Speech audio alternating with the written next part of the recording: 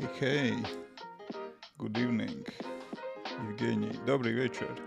Hey, Megan.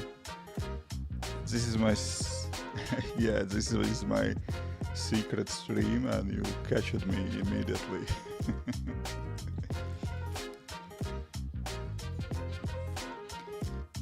Yeah, I was streaming on the morning.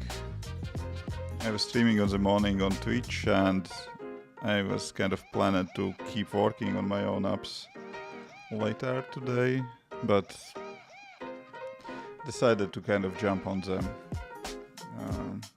here on YouTube. Stream is basically I'm planning to work on my own app and kind of share what I'm doing. If you are kind of curious to see whatever I do and kind of follow whatever I do, but we can discuss whatever you would like to discuss. So that's kind of YouTube notifications are working. Okay, good to know, yeah. Cheeky, hey, hello Cheek. And stream is just, yeah, I'm kind of keeping working on my personal project. I already kind of started working on it today on morning, and basically I'm kind of continuing going. I hope, oh, what's wrong? Why font is not increased? Command plus, command minus. Is it something wrong with my keyboard or what? Or that is Xcode? Maybe Xcode is drunk?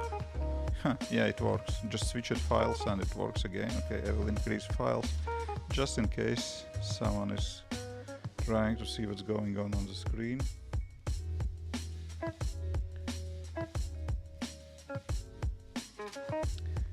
Hey, Caesarus. Caesarius. Hello, yeah.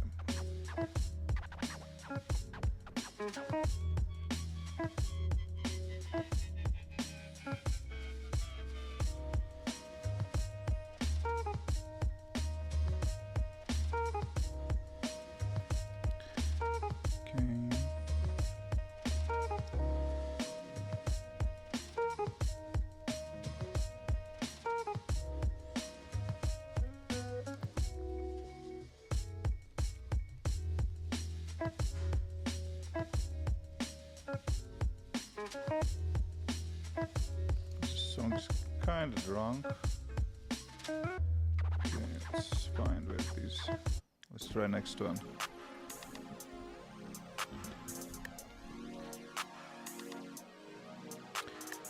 So yeah, today's plan basically is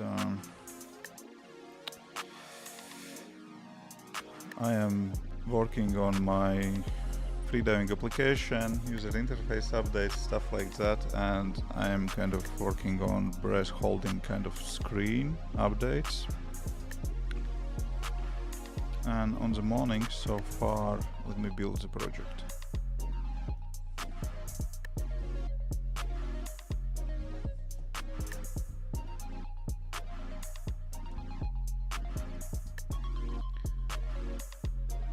You have burnout from learning.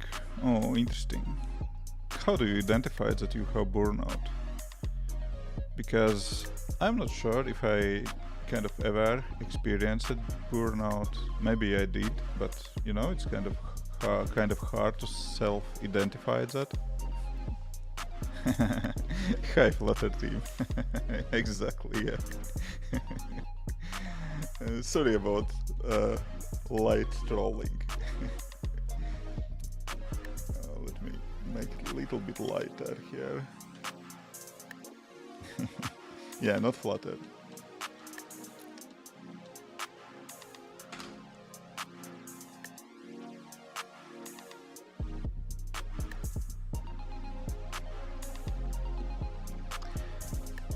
I'm not sure at all if I ever had kind of burnout. Probably I had, but it's kind of hard to self-identify. Sometimes you kind of feel kind of like lack of motivation, stuff like that. Is that burnout? Hard to say. Hey Jodo, hello.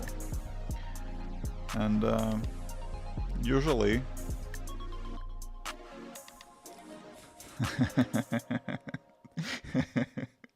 Yeah, I tried my best to kind of answer most of the questions. What programming language you are using and is it Flutter?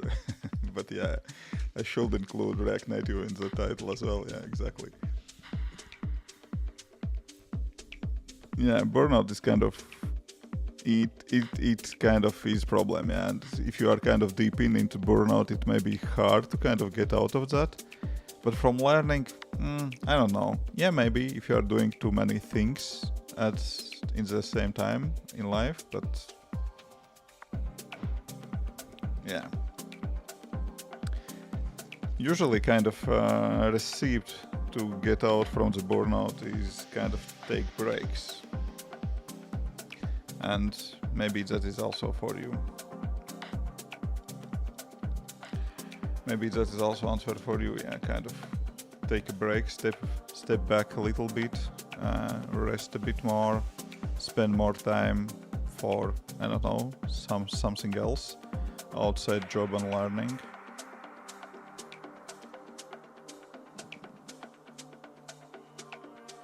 Oh, interesting, my previews doesn't work.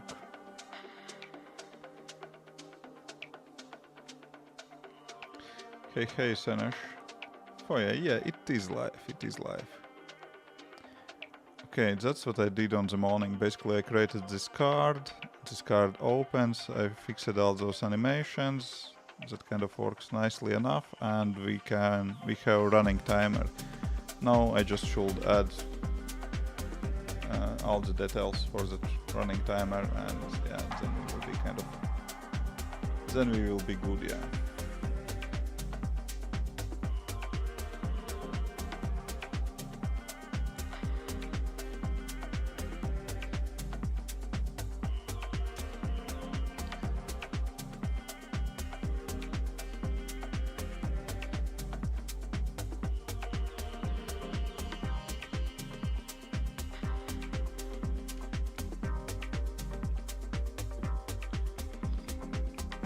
Okay, and on close, we have timer printout in the console. Just here, that also works, and it works here on the screen, and when we close, timer is killed, so all that is nice. Good, let's move from here.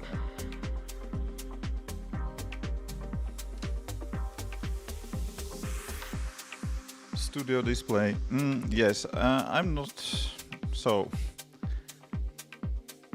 it is not cheap, right? So that's the problem.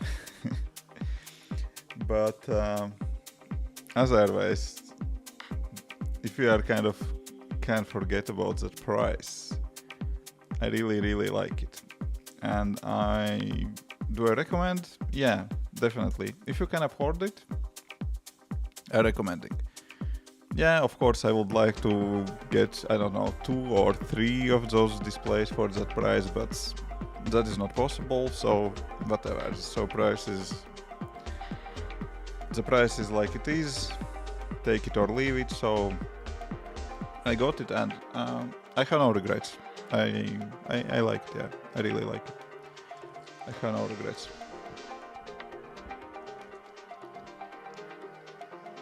Hey, all you need, hello. I have a question. Could you might tell a little about networking with an API? For example, to create a little generic for GET and POST request. For example, to create it a little generic for GET and POST request. I don't know. There is, for example, for iOS, there was a popular library, Aloma Fire. I will go and take a look into that library for best practices. For basically, that will be exactly what you are asking for. For me, I was happy or unhappy for most of my career to work with custom backends, and those custom backends basically had functions to call whatever is needed. Currently, I'm working on a project where we have, let's say, like you just call function with callback, and we have in-app library which handle all the kind of API requests. So I'm not working directly with API requests.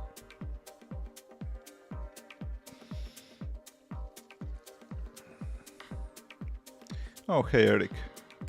Studio display, what I think most reviewers don't get. As a programmer, I want the best pixel clarity. Yes, exactly.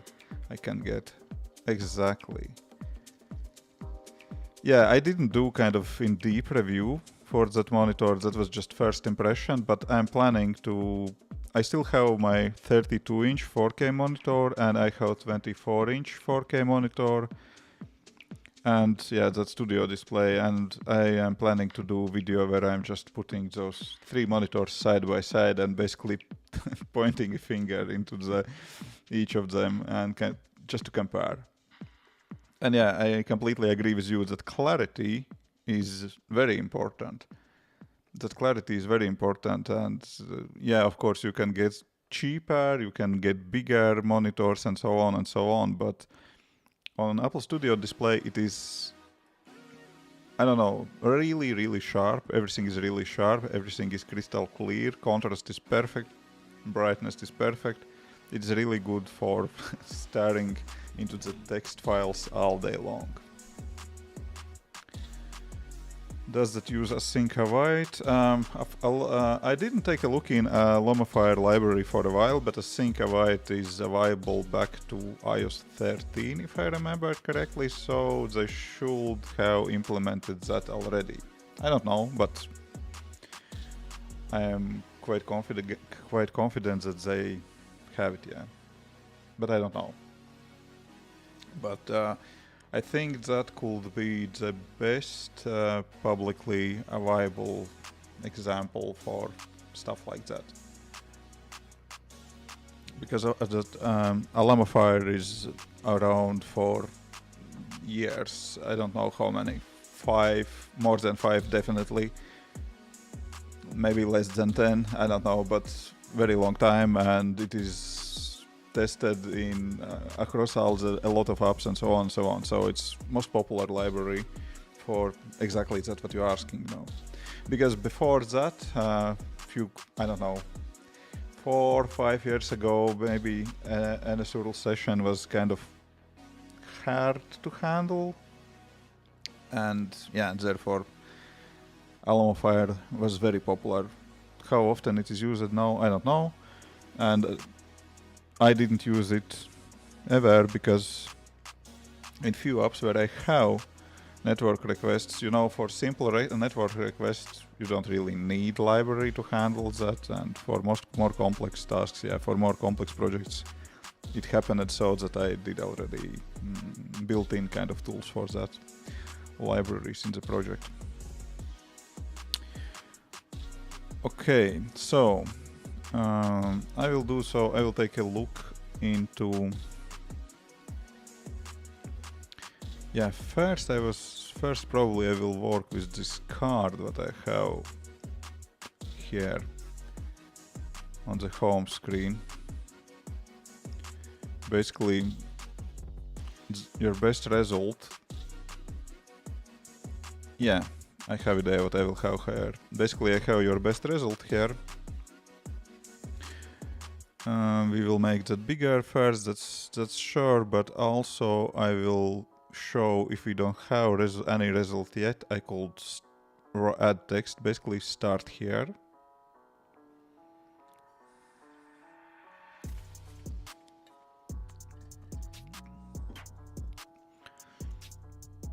Yeah, let's do that.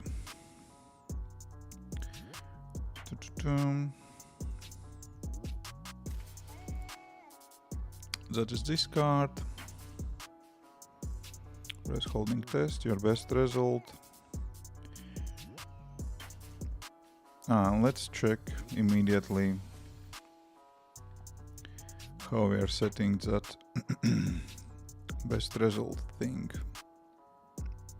App user defaults, best result. I guess the default we already have here. Yeah, default value is 40. I will set that to 0. And if this default value will be 0, then we know that user did kind of nothing, didn't even kind of use app and so on. I had it 0 because 40 is kind of, I don't know, that is average. Basically that is brush holding maximum value. almost everyone without any training can stay without breath for about 40 seconds, maybe more, up to minute, not rarely more than minute. So that's why I choose that amount. Basically already kind of guessing what user have, but now I will kind of push user to start with that test. Yeah, let's do that.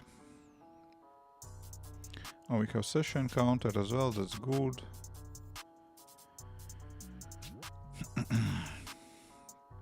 Hey Alex. Yes, I have standard glass. I see a bit of reflections on the screen, but it's fine. For example, currently I see a reflection from my microphone if I kind of try to look into screen, but when I'm looking to code, I do not really see that. It's fine. And I was thinking about that without reflection, whatever that covering was for that screen, but the colors for that screen are not so deep, and yeah, basically I choose this because better colors and brighter screen. Yeah, and also that is about 200 euros more expensive. Yeah, it's good. Yeah, those reflections are not, I don't know. Yeah, you can see on black background. I can see my reflection here. Yeah, sure, but I mean, that's if I'm looking into that reflection. Also, white keyboard. Also, yeah, as we are talking about that, if I'm looking into the screen, yeah, I can see that, but that it doesn't kind of distracts at all. Yeah, if I look to the code, I do not see reflection. Flutter, do you have some test for your app? For example, UI tests. Do you use Xcode Cloud to build and test app remotely? I do not use Xcode Cloud because for one-person team it is not really needed. For freelance project, for previous freelance project, we used Xcode Cloud. For current freelance project, we are not using Xcode Cloud. Do I have user interface tests?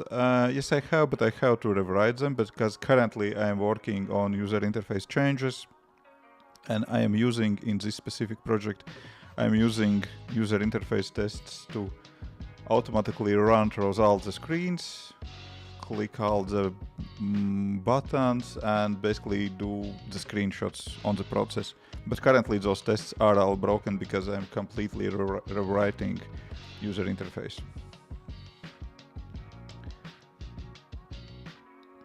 Yeah, it works really great for the dark theme. For tests, I have my test targets, products, frameworks, pods. I have one pod file. I have fast line snapshots kind of target. Basically, that is user interface tests. And yes, I am kind of running through those user interface tests when I am creating screenshots on the way as well. This is basically a very simple kind of project where it is fast line snapshots. Here it is basically I have commented out something. I see something changed here, commented out, and yeah, even this part is kind of already will be broken because all the interfaces are written.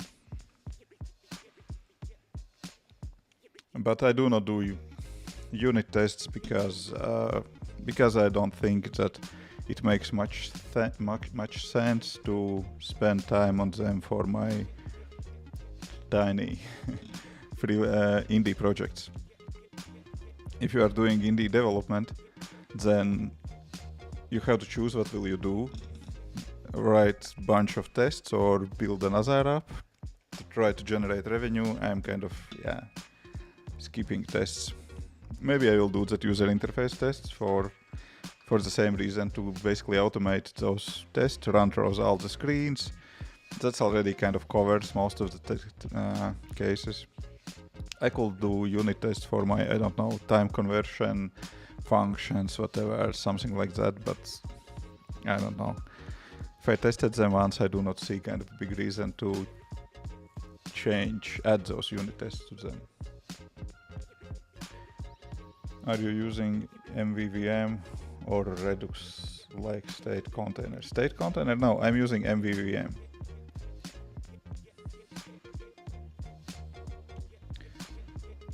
User interface tests are run automatically by Xcode for devices, virtual devices, what you will set in user interface tests.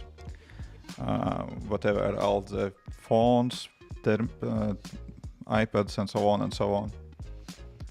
You have to basically run them. You can record. You can even record. That recording doesn't work really well, but you can record user interface tests, and yeah, basically Xcode will run through them.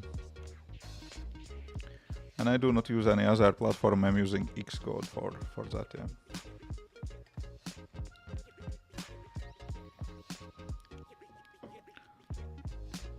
Do really Xcode emulator harm the MacBook by time? I don't know what you mean by that, but I didn't see any kind of significant problems running. I guess it is simulator, not emulator, but whatever. Yeah, here it is. I don't know what you mean. Harm. It cannot damage your machine in any ways. If that was question about that.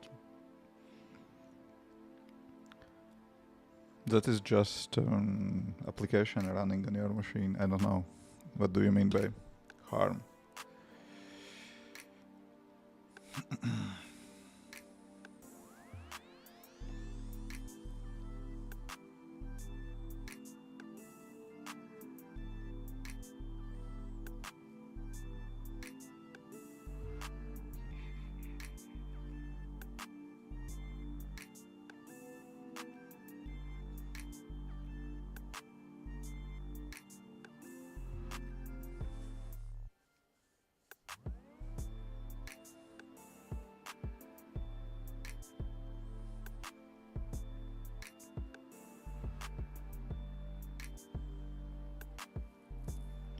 Okay, so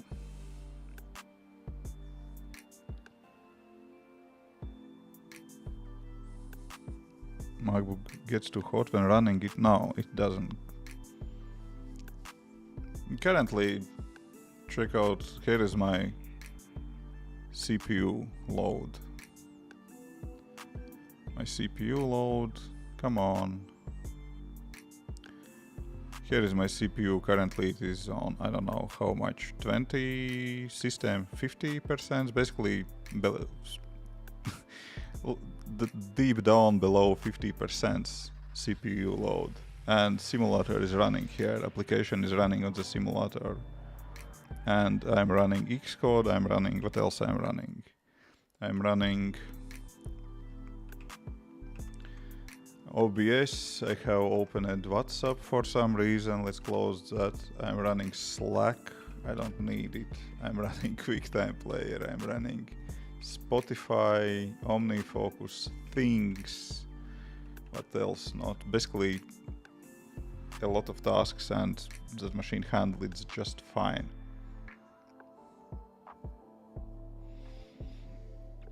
Yeah, I tried. Did I close Xcode? Oh yeah, maybe I closed Xcode by accident. Yeah, I tried AppCode from JetBrains. It's nice. I like autocomplete for code, but functionality of that app is very limited because you can't do few things which are available in the Xcode. What else? VS Code supports Swift now, but you can install Swift plugin in VS Code, but you can't really build application using VS Code. You anyways need Xcode, so there is no kind of good reasons to use something else, especially if you are starting. If you are somewhere on the beginning of your career, you don't need anything else but Xcode.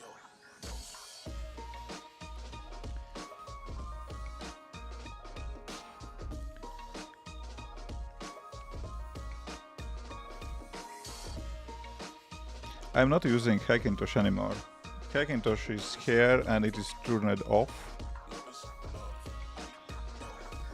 Currently, I use it, yeah. I use it Hackintosh, but currently it is dark. It is not turning at all. Basically, it is switched off at the moment, and everything is running from this MacBook. I'm running from this MacBook this screen. iPad is working as one more screen. Here on iPad that is connected like one more screen. I'm looking into my stream on it, just keeping one eye on it. And here you can sneak peek and see one more monitor. It is connected to the same MacBook. That is connected to the same MacBook.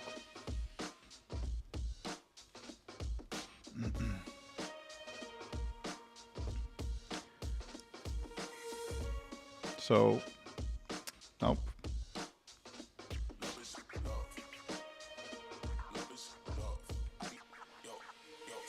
MacBook can handle all of that just fine, and that iOS simulator can't hurt it.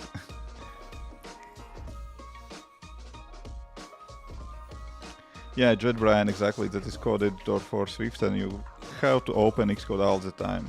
Exactly. And I have base M1 Pro MacBook. Yeah, you're right, Alex. It is very powerful machine. Yeah. Do you feel learning Python for backend dev is good path? Yes. Sure. Why not? You have 32 gigs of RAM for M1 Pro. Yeah, I have 16 gigabytes machine, and it's also kind of handled just fine. I would love to have 32 gigabytes, but 16 is fine, and I already was waiting for this machine for 3 months. For 32 gigs configuration, I will wait for a bit more.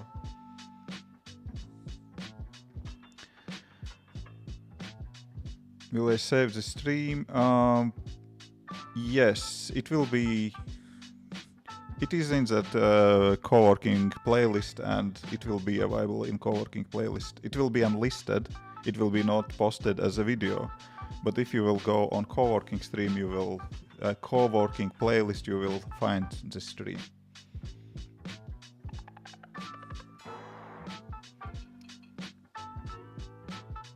Yeah. I will leave it. Yeah. You have i9 version. Oh yeah, Piotr, that is big difference. i9 versus M1 Pro. That's day and night difference. I know because I have i9 in my Hackintosh, and that Hackintosh is, yeah. Oh, you like my keyboard? Thanks. Yeah, this cable is nice. Yeah. Yeah. And also that RAM on the same chip with CPU also kind of helps, yeah. What size of MacBook I have? I have 16-inch. 16-inch too big, depends for what. If you are kind of carrying it around every day on your messenger bags, then maybe it is too big. I am not. Yeah, Holy Pandas are nice. Like them.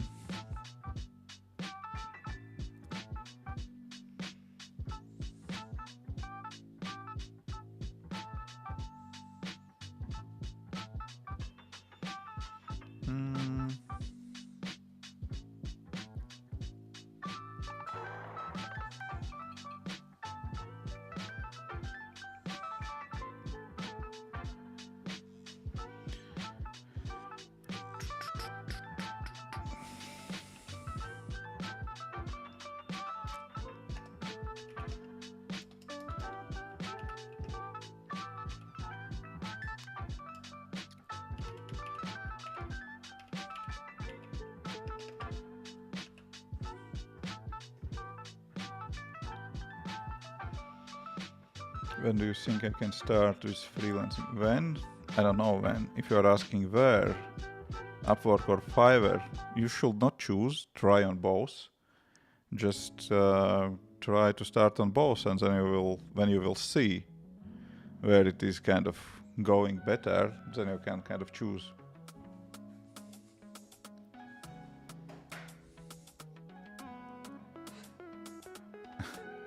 Yeah, I started on Freelancer and Upwork at about the same time, and I was liking Freelancer better, and I sticked with Freelancer and dropped. I sticked with Upwork and dropped Freelancer. Yeah, but that doesn't whatever. You start on whatever, I don't know, on multiple kind of platforms at the time, and then later down the road choose one. It is Mac display, it is Apple Studio display.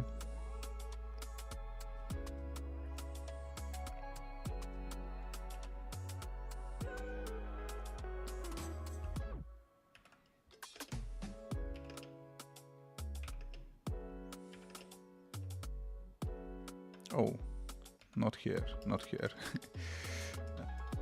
Here.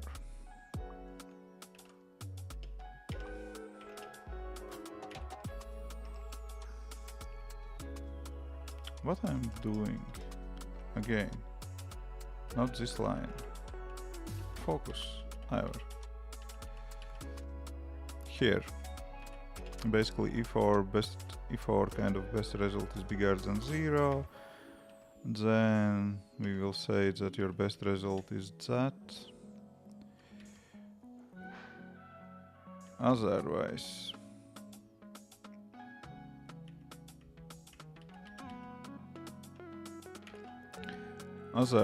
we will do another string. Will that work? It should.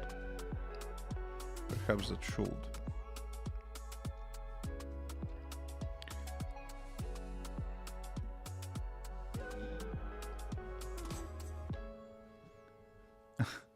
Oh, your big wall of text didn't display. Sorry, so probably you should split that in multiple messages, but yeah. Oh, hey Kirill, hello. As soon as you dice that, you can put with 2K LG displays and show your new Mac display.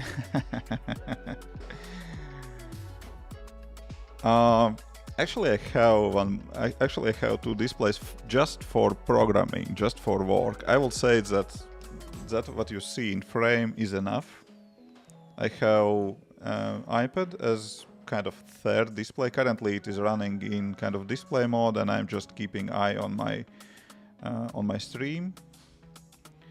And I have a laptop open here basically for just programming work. Sometimes it kind of feels that it could be nice to have kind of one more bigger display, but it's kind of not must have. It's kind of maybe. But when I'm live streaming like now, then yeah, one more display is kind of must have, and actually I have one more out of the frame right here. See if I can turn camera that is display. That is one vertical monitor where I see the stream and chat and all that stuff. Two Mac displays, it's, yeah, exactly, it is very expensive, and I do not see myself buying one more Apple Studio display anytime soon. And I don't know, yeah, it feels fine for me. It is kind of, I will say, enough space, because you know, I need what I need for work. I need Xcode, I need simulator that fits nicely in this screen. Also, I need Slack, something like that, open it on side, and for that it's also kind of fits nicely on that laptop screen. It's absolutely fine for me. This configuration works really good for me. But yeah, that depends on work style. Maybe that is not so good for you. That depends, right? It really depends.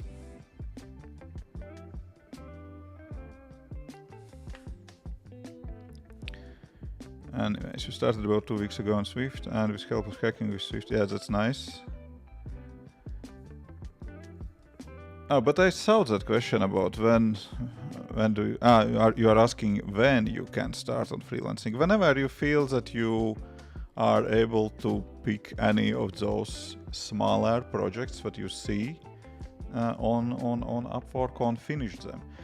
Basically, I started, let's say so, to be frank, when I started freelancing, I was thinking that I'm kind of ready. Today I understand that I was not very good at programming back then, but anyways, I was ready for those kind of projects.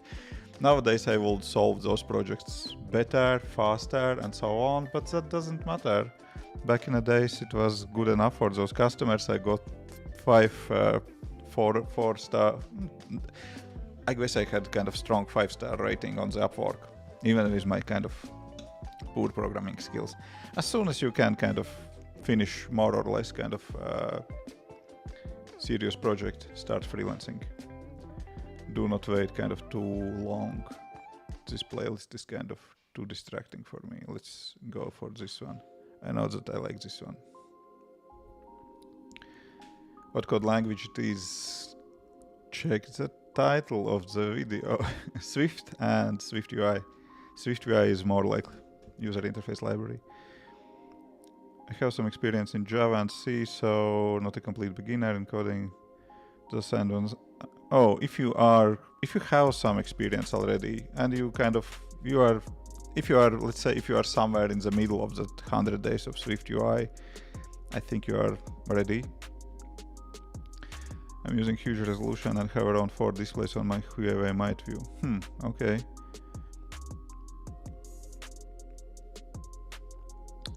Hey, Azil.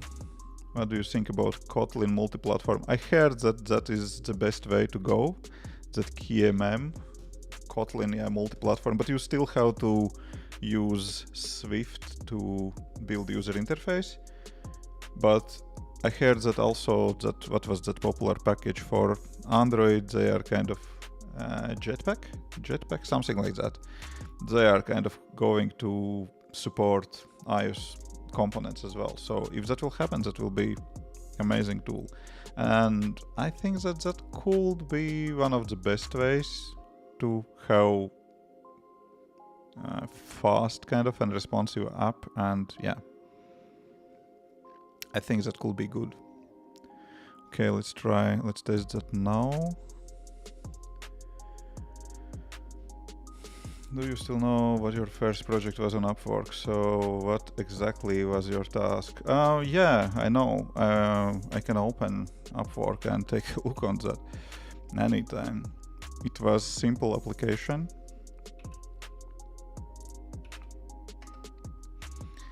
That was something like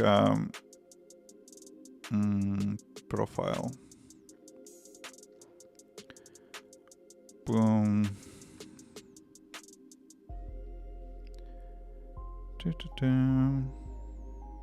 Here it is. That is one of the first projects. Electric car cost calculation application.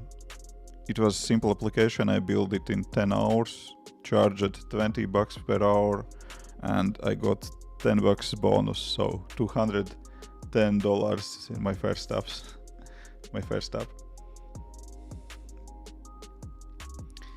KMM is the best way to complicate your life. Interesting. I don't know. I didn't use that, but I heard good feedback about it. But I didn't try to use it at all. Hey, Jay.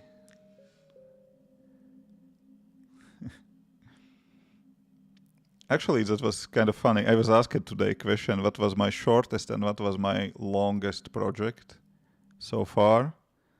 I was asked on Twitter.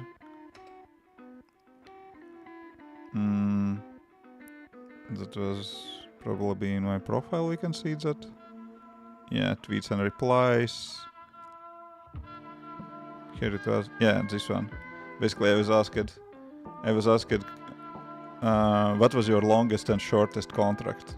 And yeah, that shortest contract was this app, and longest contract was working for Antiland, and I was working for 4 years and 6 months as a consultant on that project, part-time.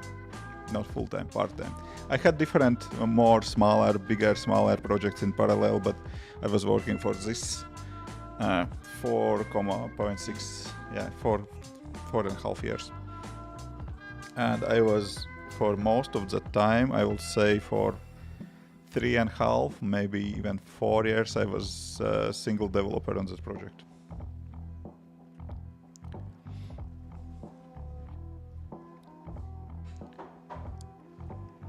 Oh, thanks for watching my content. Nice, yeah. What do you think about iOS job market recently? It's fine. I don't know. I'm not following online job platforms, so hard to say about that. Don't know. But generally, I see that there is always need for iOS developers. That is kind of chicken and egg problem always, because often it is so that companies are looking for senior and experienced developers, and most of the kind of developers which are looking for jobs, those are more like more junior, they are ready for more junior roles. That is kind of trick in the market.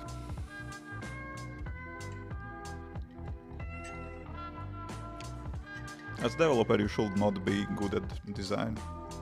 If you are doing all at once, if you are building applications like I do here, and basically that is your raw app and you are trying to sell it, and you are designing it on yourself, so then yeah, sure, you have to be able to design it. But if you are working in a company as a developer, then you will have designer in that company most likely. If you are working on very small projects and you are kind of offering everything, then yeah, then maybe then you may kind of offer also kind of design kind of service, but you should not do if you are not strong at design. No need for that. And when I was working as freelancer, those were very, very kind of small, tiny projects where I did kind of everything, design and programming and everything. Give me a sec.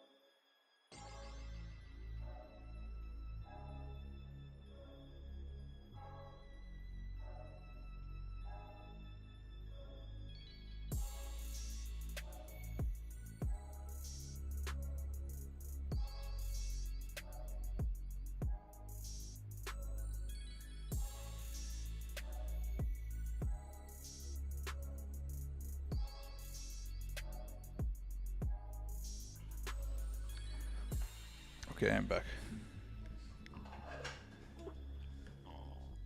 Yeah, that depends. Yeah, you can be designer, but always, if you would like to specialize anyways in design or in programming.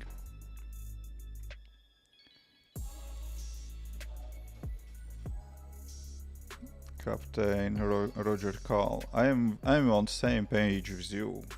I also think that native development is better than cross-platform development. That's for sure.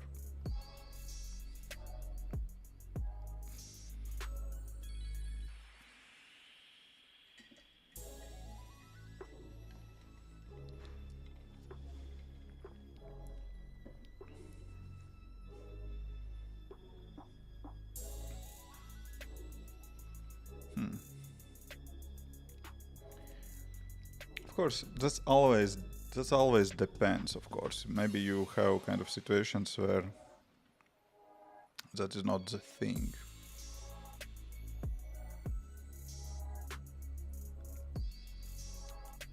Maybe there are kind of cases where you need cross-platform applications. That's, of course, that is possible, but Therefore, term better is maybe not the best, but whatever. If you're kind of going like that, then I agree with you, yeah, on that argument. Hey, hello, Sebastian.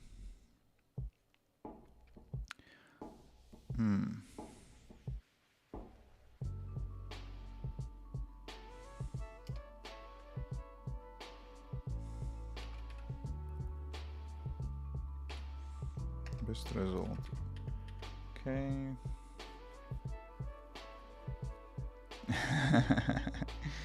Yeah, this was today. I have kind of secret stream on YouTube.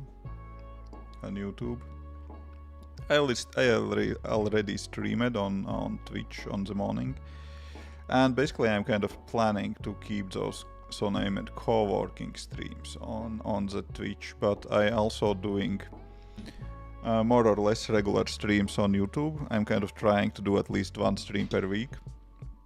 Usually those are Wednesdays, and usually I'm doing, I don't know, sometimes that is some kind of discussion on some topic, sometimes I'm kind of playing around with keyboards, I don't know, changing switches, doing stuff like that. But tomorrow I will be busy, I will be not able to stream, so here I am. I'm just working on my app while streaming and have a chat with you.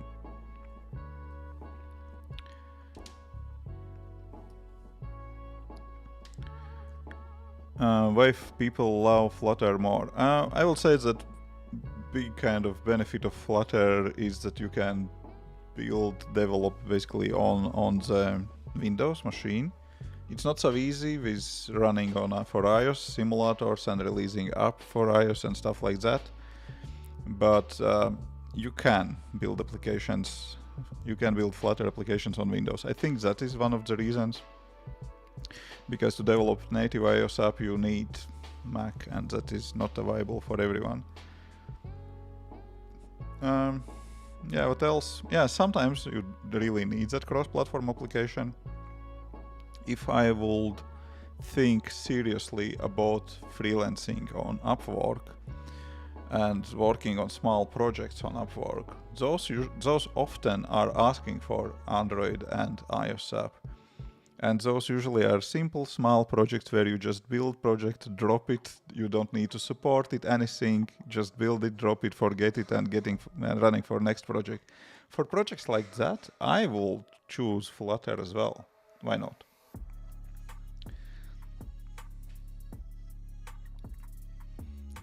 Yeah, exactly, yeah. Mac is kind of, yeah, even if you are looking for cheapest one, so there are many guys from countries where that is very expensive and hard to afford. Yeah. It can be cheaper in a way, yeah. Exactly. Yeah, Mac is more expensive for everyone. Here, I'm living in Latvia, so salaries are not so high. Average salary here in Latvia is about 1,000 euros. And that is entry-level Mac. Basically, to buy MacBook Air, you have to work for full months just for that machine. I understand that in some countries the situation is worse, and Latvia is not the worst case. But anyways, yeah, it's not cheap here as well. Yeah, exactly. Even if support for the project and maintenance is not your responsibility, yeah, whatever, Flutter will work. Exactly. That's what I'm saying about those small build and forget projects on Upwork and similar. Yeah. For those, I will go with Flutter as well. Because you see that customer wants, and quite often they are just making that is kind of classic startup thing. 9 from 10 of those apps will be abandoned in the App Store or just removed from the App Store or even never released into the App Store, because those are just MVPs to test some business ideas and so on. Okay, let's add breakpoint here. What is my best result value here? Is it really bigger than 0?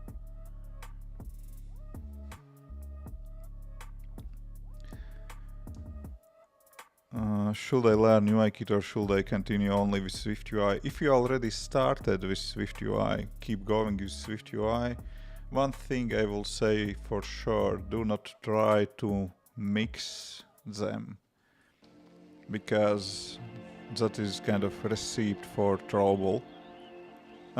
Because programming is, especially if you are starting, if you are just starting now, then programming is already challenging enough for you.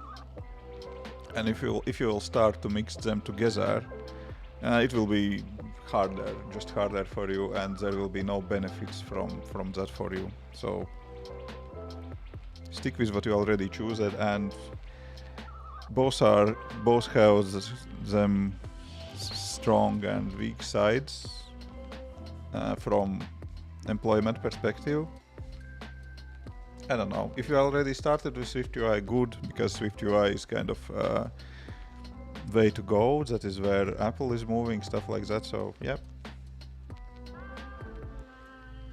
Which country will you choose to work in? UK, Germany, or Netherlands? I will not go for UK because or after Brexit, that is not so nice anymore. And in UK, most of the jobs are in London, and London is very expensive. Germany is the strongest economy in the Europe, so probably I will go for Germany.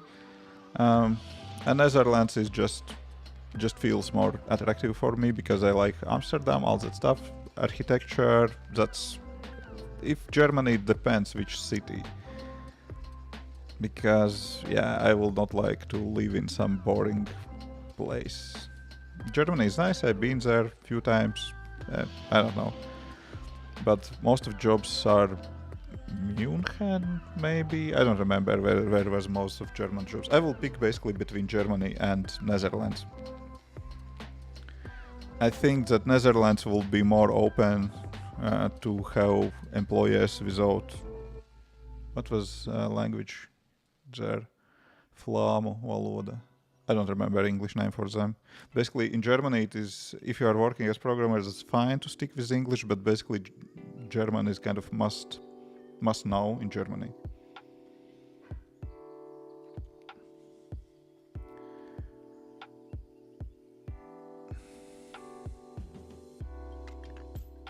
Oh, you wrote me that you are project manager and started to learn Swift 3 months ago. Yeah, that's, yeah, we have the same path. I was project manager as well.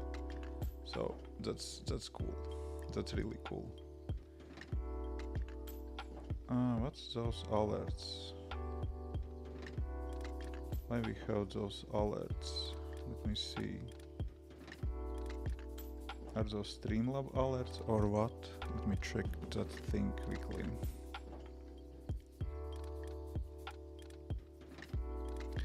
Let me check what's going on with those alerts.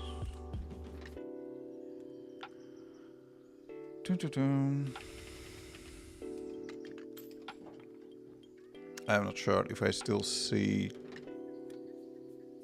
Twitch alerts or we have YouTube alerts going in. Checking that quickly.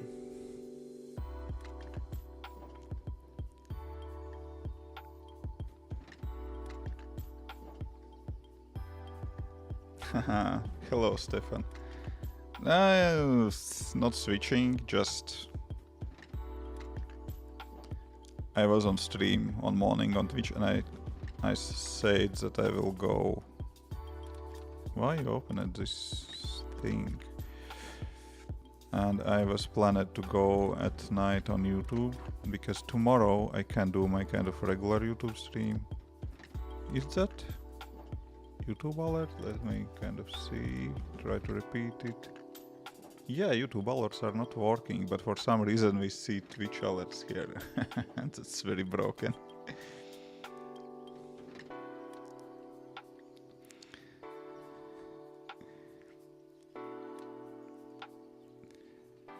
I started to learn Swift in July and it was UIKit, and then you did SwiftUI fundamentals with 10 other courses. Yeah.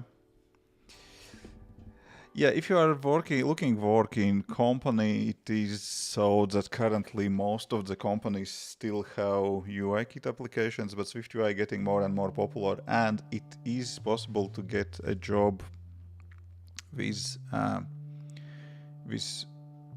SwiftUI kind of skills. Yeah, it is kind of doable, but yeah, depends. Yeah, you are more awake now. Nice. I'm doing well.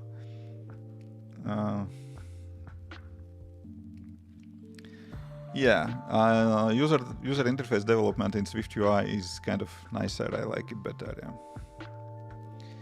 Hey, Pakistan. Yeah. I switched names. Did I say Stefan now? Okay, maybe. Yeah, it's maybe that is my kind of without thinking kind of automatic reflex to say another name. But I know, yeah, Paul and Stefan. Yeah, that's funny. Okay, let me. As we are chatting anyways, let me try to fix that YouTube stream now. Alerts are completely wrong. Which MacBook do I have? I have 16-inch M1 Pro MacBook with 16 gigabytes of RAM. I said Stefan. Funny, yeah. Yeah, SwiftUI is kind of nicer, yeah. I agree with that as well, yeah.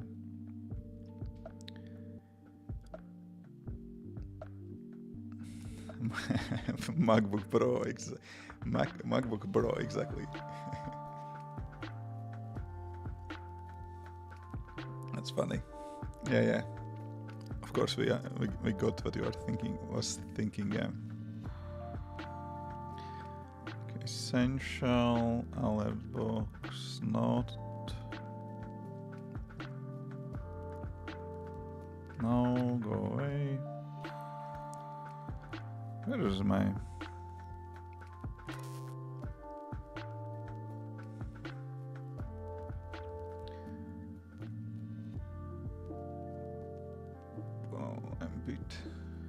Missed here. No, not you. Not Twitch panels, not alert box.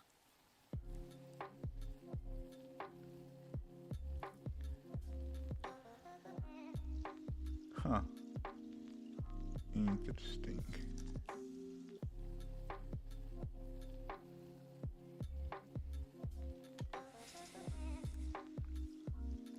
What kind of background music is? It is Epidemic Sounds playlist.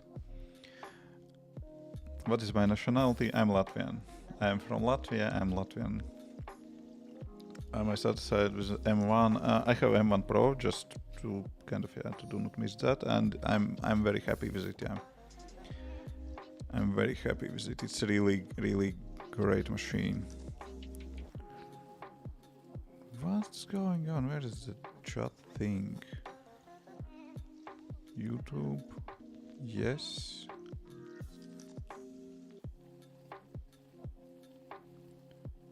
All widgets. Teams and overlays. No. Here it is. Chat box. Found it finally. Clean.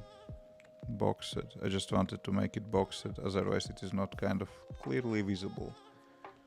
Okay, so that will be boxed now. Where is save settings? Here it is, save settings.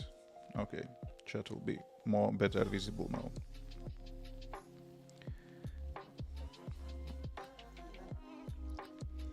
Is iOS 14 viable today? What do you mean by viable? Can you add a bit more details to that? What do you mean by viable? Is it still fine to use iOS 14? Yes, but why should you?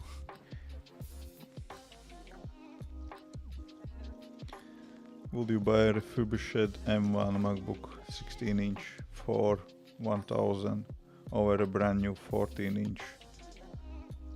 Why?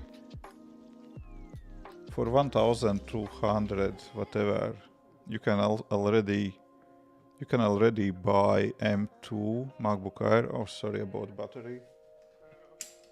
I'm still here. I'm alive. I will fix that in a second.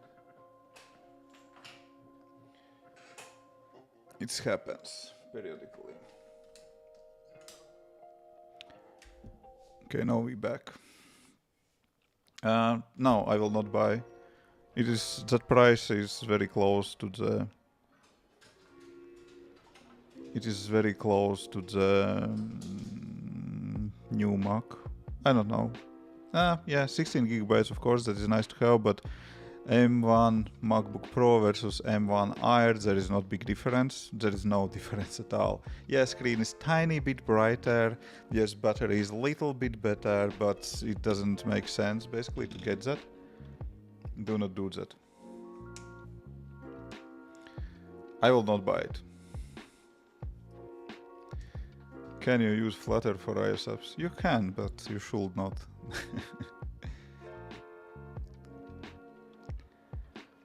I didn't send Discord message. I could blame bot, not me.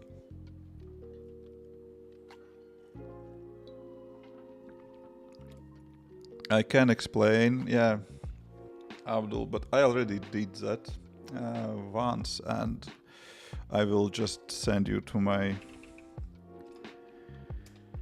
I will use send to my YouTube for all the details.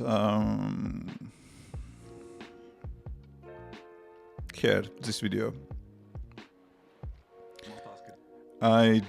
We had very long discussion on the live stream, and I basically just saved that, and here you have it.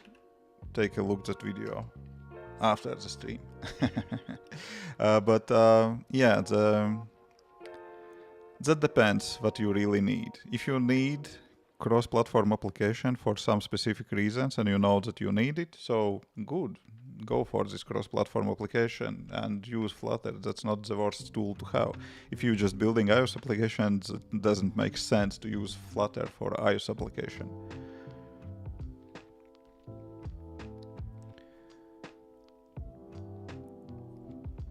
Okay, understand now your question. Yeah, iDoji, it's a little bit different. For example, in iOS 13, SwiftUI is not so nice. Yeah, if you would like to taste Flutter, you can jump on it. I even delivered few screens in application which supports iOS 13, but it is much better to start using iOS 14 or iOS 15 for SwiftUI. And for this application, what I'm developing now, with previous release, I already dropped iOS 14 about months ago. So, and I'm supporting iOS 15 only because you have better features. I don't know, for example, if I remember, there was that. I can't list all the things that are different, but SwiftUI definitely is different between those versions.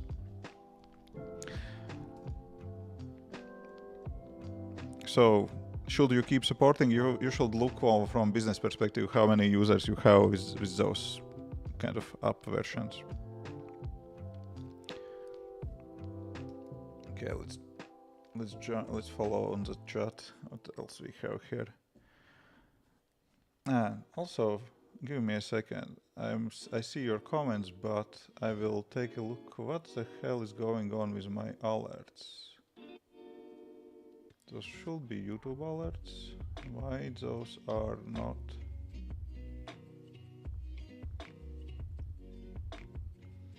I will try to fix that very quickly.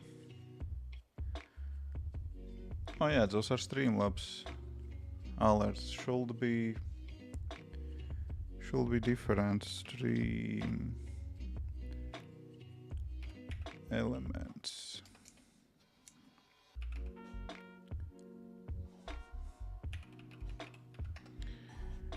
I will try to fix my YouTube alerts on the go right now. Let's see if that will work. Go to dashboard, streaming tools, overlays, my overlays, YouTube alerts. Yeah, those please. Can we get them? Copy link. Paste here. Save. Okay, let's try to check if they work. Activity feed.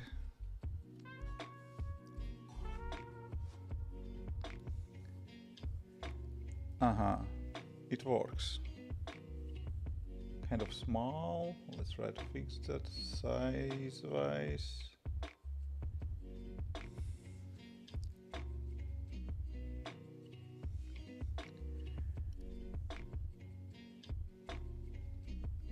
Nice.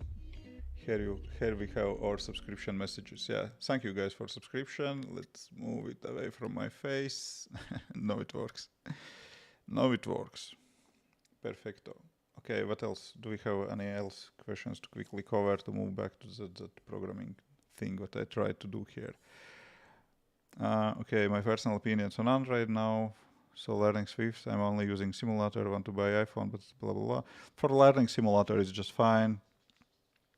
What I will recommend to buy iPhone 13 Pro Max or whatever, or iPhone 14 Pro. If you are looking on 14 Pro, 14 Pro, then you will get that digital island thing. And basically you will be able to play around with that digital island and kind of develop events around that. Otherwise, there is no difference. So pick whatever you like. If you're buying today and can afford, I will get that iPhone 14 Pro, if that is not big difference for your wallet. If not, you will be totally fine with whatever physical device you can afford.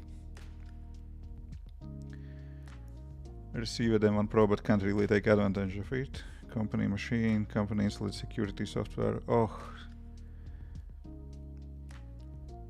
And it requires to run Rosetta in Rosetta Xcode. Oh, that's shame, Frank. I feel bad just hearing that. I was working in Windows machines which were kind of handled by corporation, and those were completely broken. Fox in chat is big Windows lover, and I understand why he do that, but probably he didn't work on Windows machine kind of managed by corporate admins. Joe, I'm asking what app I'm coding. We'll show in a minute. Let me run those questions and I will be back to the programming. Can you show some code about side menu? Side menu?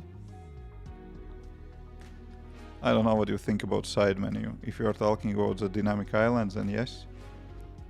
Yeah, streaming on YouTube. iOS 15 is good, right? Hello, Sergey. Привет, здорово. Hey. Any tips for someone considering moving from US design to iOS mobile dev? I don't know. Pick a good tutorial, start to work on them, and then start to work on your own kind of small apps, small projects. That is how I am learning, and most of us learning kind of real work. And you have big advantage because you understand user interface design and all that stuff. What is perfect navigation pattern? There is no perfect navigation pattern. Deep links, global destinations. Deep links, if you don't need deep links, you don't need them. For MVC projects, it was popular to use MVC with coordinators. I tried to do that, not bad. I kind of like it, but perfect navigation pattern. There is no perfect. You should kind of look on your project and project needs. I don't know. MVC with coordinators works fine. Rafael, hey. Happy. Hello, yeah.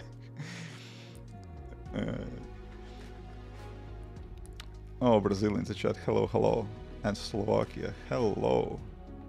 Watching me live on TV. Finally, I'm on TV. That's super cool. Super cool. Yeah, that Windows is not bad at all. I'm not kind of Windows hater, but I hate kind of heavily locked and poorly managed Windows machines. That's pain, yeah. Alpha Waffle, sveiks, labvakar. Hello. I do iOS dev as hobby. Do you think Swift Playgrounds alone is enough? For beginning, yes. Actually, if Swift Playgrounds on iPad, I developed build application from scratch till App Store on just iPad in Swift Playgrounds. So yes, Swift Playgrounds nowadays are very powerful, especially if it is just hobby. Any tutorial suggestions? I like, if you are looking for free tutorials, then Hacking with Swift are good. Pick that 100 days of hacking with Swift and run for that.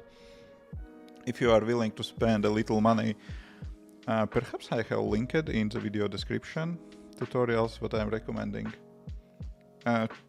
Check if I didn't forget to link them, then they are in this video description. I have a Mac, but I find portable as my iPad. Yeah, of course. iPads will be portable.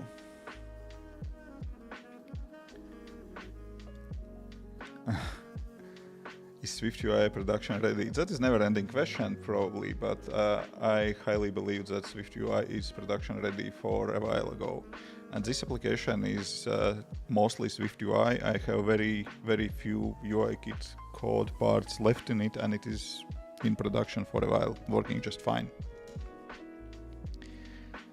Hey Victor, long time no see. Yeah, I didn't stream programming on YouTube for a while. We'll see how that will go. Hey Vadim.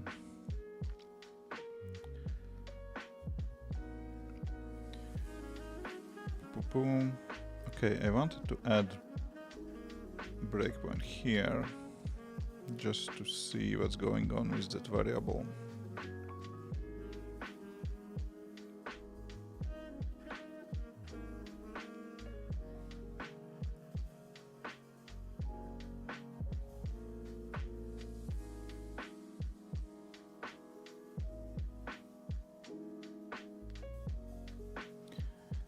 Okay.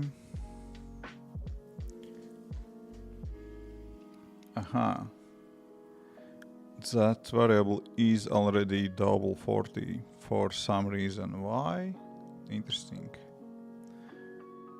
Okay, maybe because I already was running this application and still when I saved it, that variable, I don't remember. Maybe in another screen we'll see. We'll delete it, run it again, then I will see. Want to know about the keyboard and mouse company model. Keyboard is iQnix. I have links to that company with actually discount link to that company in most of my videos. Do not remember if I have it in this one. And that is iQnix ZX75. I really like that keyboard. That is my favorite currently. Yeah, it is 40 already. I see why. And on mouse, currently I'm using MX Master 3S, nice and silent mouse. What should be aware of when deploying SwiftUI application? Keep an eye on navigation stack.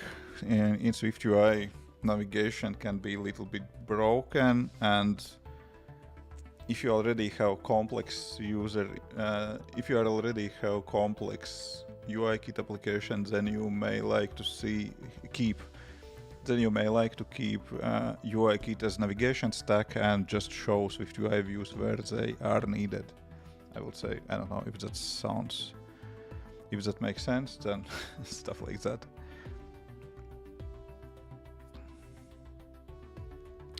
And yes, thanks for subs, guys. I'm kind of missing them, but yeah, I see those. Thank you.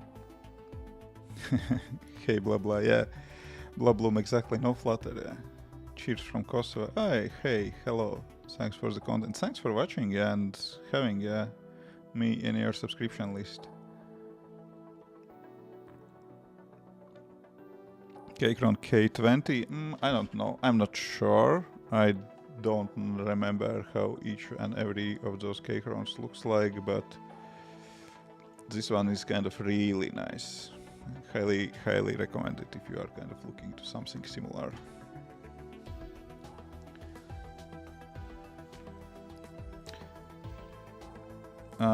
Do I record it? YouTube record everything by default. I'm keeping those in separate playlist, those videos. Yeah, Keychron, exactly, yeah. Yeah, it will be in separate playlist. It will be in separate playlist. It will not be published as a video, but that will stay in separate playlist, and you will be able to find it in co-working playlists.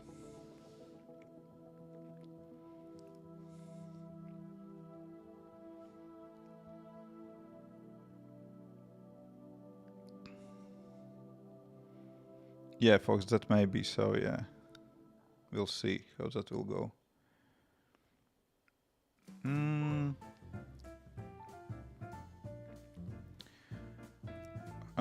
That depends, Idoji, that depends what you are building. If you are building a new application from scratch, then iOS 16 have big improvements for navigation.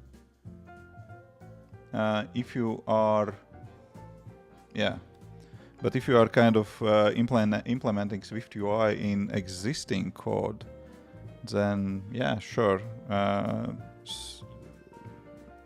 UIKit kind of navigation stack with or without coordinators and presenting SwiftUIs when they are needed, yeah, could work just fine.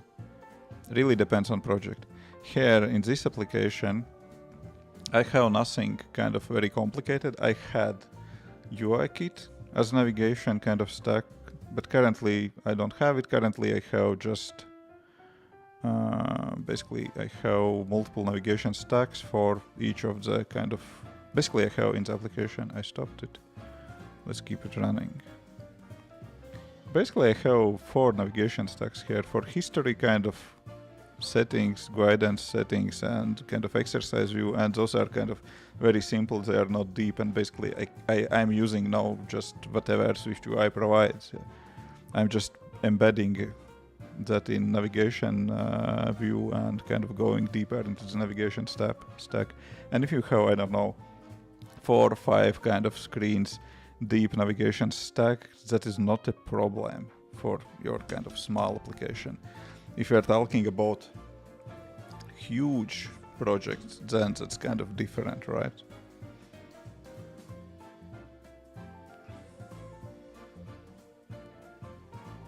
Do you use dependency injection like resolver? No, I don't know, to be frank, what is a resolver, how you are using it, and I'm not using it for sure, yeah.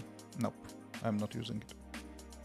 And I'm not, I don't know, expert in SwiftUI. I started to use it about a year ago and only on side projects, so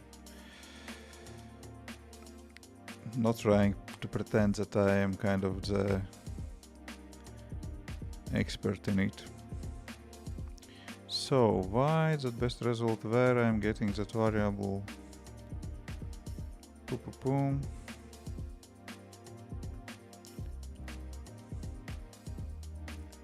Because, oh, what's that? Oh, I have default variable here. Why? Actually, we don't need it anymore. For some reason. Oh, interesting. Writing for variables. Yeah, now I see. Now I'm setting it here to 40. I don't know why.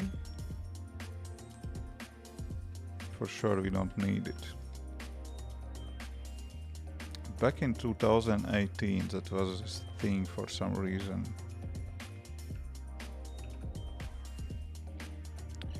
And now I should have an error somewhere here. Yes.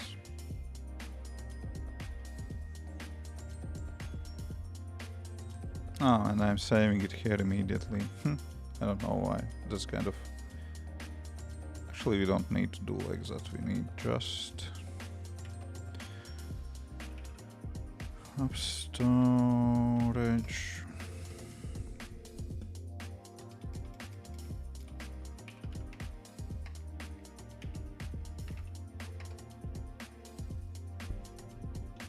Stuff like that. And whatever, let's put 0 here. This, all of that stuff also should kind of be rewritten someday soon, but I will move all of that to the UIKit and UIKit, I mean core data and CloudKit, so that doesn't kind of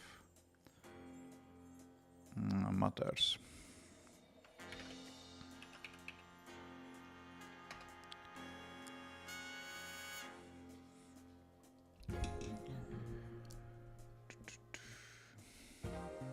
Do you use async awake tasks for networking only?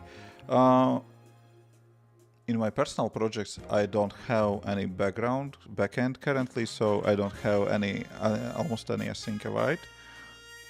Any? Yeah, I think so. Yeah, basically, so far I wrote one async function a few months ago, and I don't even remember what exactly did I do. But that wasn't a network request, but I wrote one async function. I don't remember like exactly. That was in freelance project, and I will not like to jump on that and search for it now. How is my experience with geometry readers? Recommended to what extent? Yeah, I'm using geometry reader, sure, because you have to use it if you like to get kind of size of screen and stuff like that. Yeah, it works, just nice. Currently on iOS bootcamp student, how to be on your level someday. Yeah, you will be quite soon. It's as soon as you will finish your bootcamp, you will start to work on your own projects, maybe some freelance stuff and so on. You will catch up quite fast. No worries about that, yeah. Yeah, geometry readers, yeah, they are working just fine. I'm using them, of course. Okay, we have optional. Why we have it optional? Let's change it to not optional.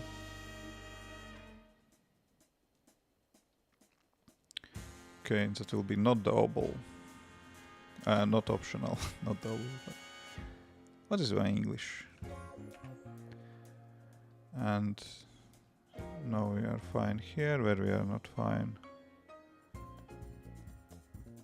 Somewhere else, error list. Okay, which screen it is? Home, we see, we do not care about home, we see at all. Because home we see is screen which we are rewriting now. Let's just comment it. Let's just comment it out. Have I ever did lazy loading stuff? I think that yes, lazy grid or lazy list, something like that. Yes. Basically, the difference is that data is kind of fetched from the memory or whatever is your data source by kind of request when you are scrolling, instead of fetching all the data immediately for grid to display, if I remember correctly. I don't remember where I used it. Let's try to search in this project maybe. Lazy. No, I have something lazy. That is not my code. That is not my code. No, I don't see here, yeah.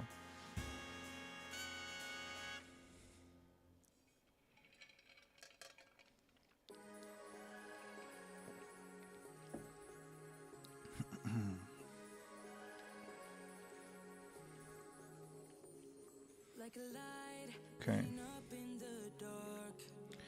Now that should work. As I expected. Let's delete it first, because we already saved. Well, in user defaults, delete, yes, delete, let's run. Go, go, go!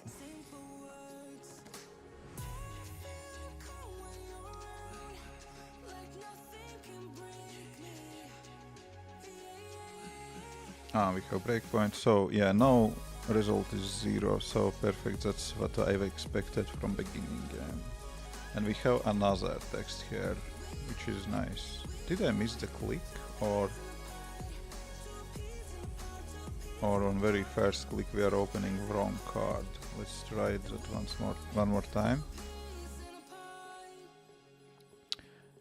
Any freelance platforms I could advise? I missed the quick click, now it opens correctly.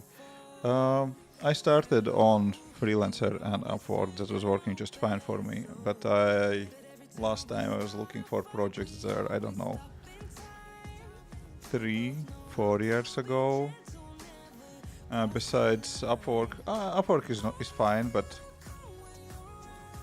you should kind of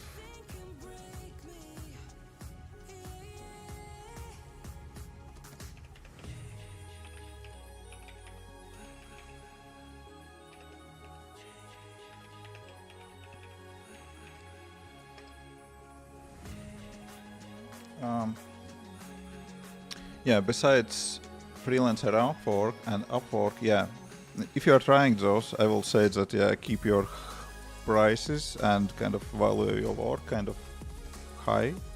Do not run to that race to the bottom for kind of cheaper price, what you can find happening on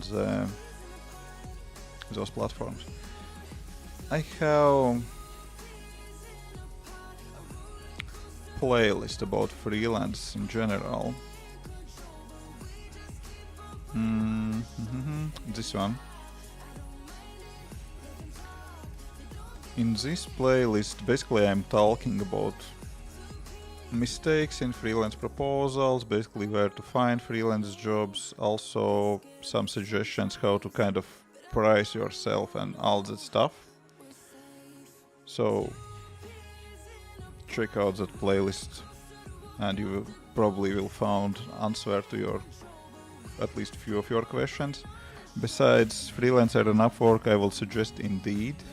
That also is not bad kind of place to look for jobs. I don't know about Fiverr. How good or bad it is, but I know that there are people who are kind of using it.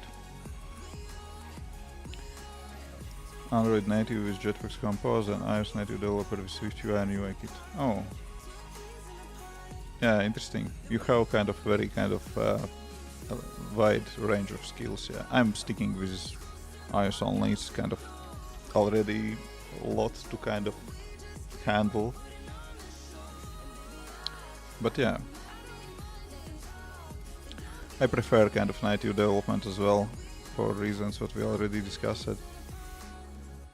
So I should kind of take a look probably what do I have in current, some kind of messages that I have in current, that breast holdings, where are my UI kit screens? Here it is, UI kit views, new best. Why do I have even that? Okay, whatever, complete. Breast holding view controller, here it is. Or I had... Maybe I had some text wall directly in the... Ah yeah, here it is. Directly in the storyboard. The training plan will be automatically generated. Once the users blah blah blah, blah blah blah. Yeah, that text actually probably is not bad. Let's drop it into the Grammarly to check my grammar.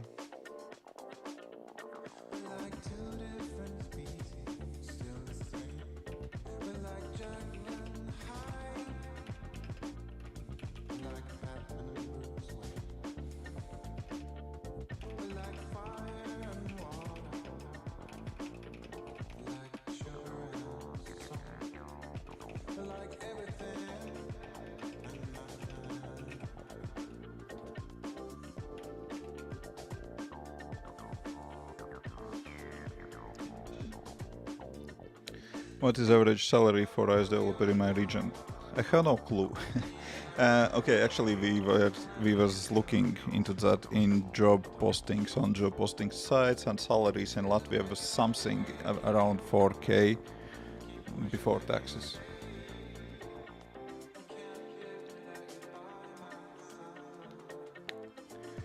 Hey, good to see you back. What do you do to cope when feeling stuck when learning something new? There is no kind of easy tricks to get around that. I kind of believe that you have to have good kind of habits. And by habits I mean basically you should kind of decide what kind of plan you would like to kind of have, and I don't know, for example, maybe you decide that you would learn every day for an hour and then stick for this plan, and that's it. And if you are feeling stuck, in those cases, quite often that happens that you have to kind of step away a bit from that kind of problem and have a fresh look and so on and so on. But generally, you can find solutions for anything.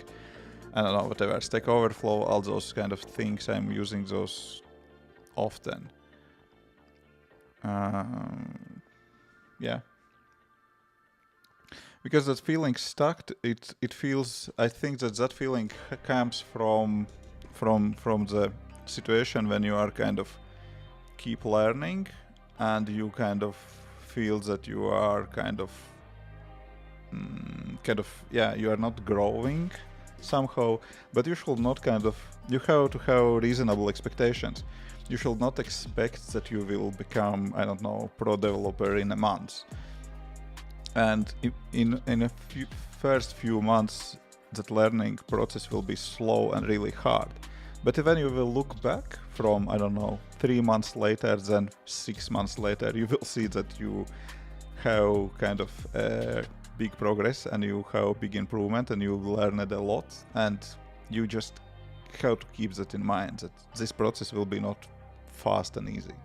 I will say something like that. I don't know, hope that helps, but I completely understand your feeling, and I basically, was in exactly the same kind of situation.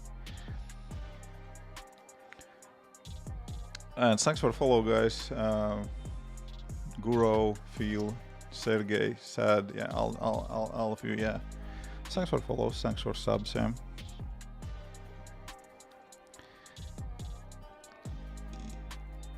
Doggy can't speak Russian. Я могу говорить по-русски тоже. I can speak Russian as well, How do you decide how to organize your code into different files? I am kind of trying.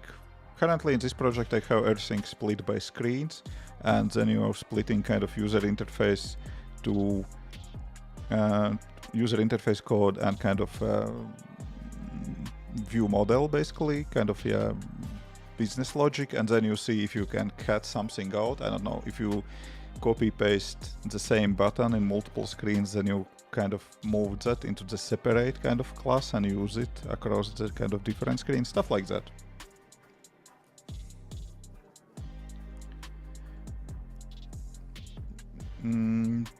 Do we have kind of a lot of open vacancies for mobile developers in Latvia? I think that yes, because I see the job postings all the time.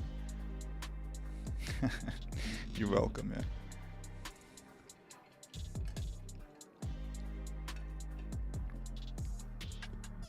Okay. So, something like this text could stick to the plan for months and then check your result again. Now we will use generated plan. Recheck your result, Oh, I don't know why I wrote it like that. That's typo for sure. Most users, most users. No press hold. Result, I will say. After first months of training. No, you don't like result? Results. No, not like that.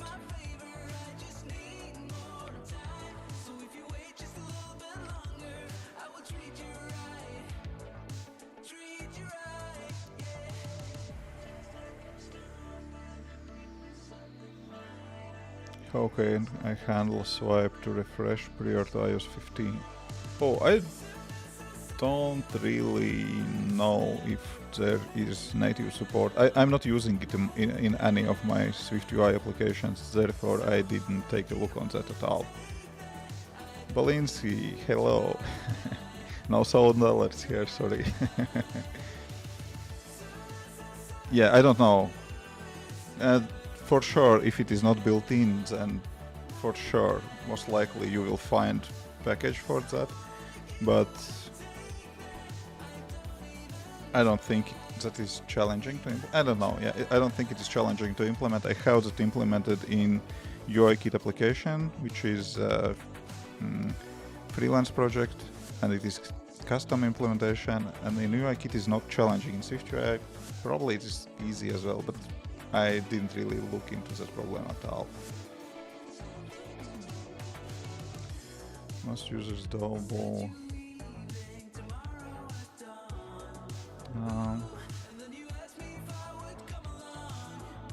Result. After 1 month of training.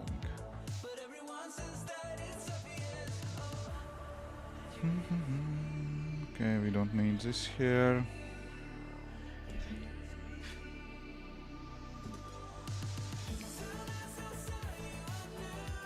Glad that Fox wrote in the Discord. Yeah, somehow, I don't know why, but Discord bot didn't push about, didn't write about stream.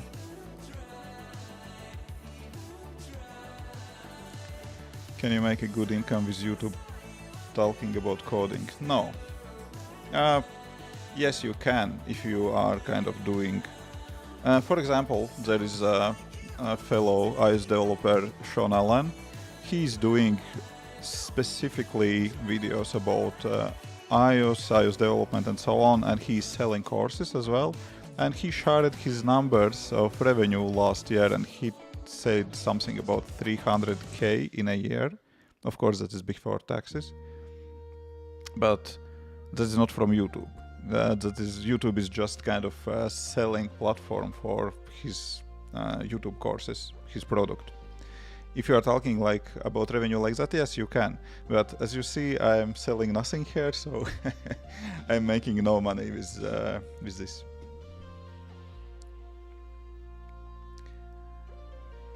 Carlos, thanks for sub. Ola, thank you for subscription. Welcome to the channel. Oh, actually, I know. Talking about money, I completely forgot. I'm very bad at selling and all that stuff.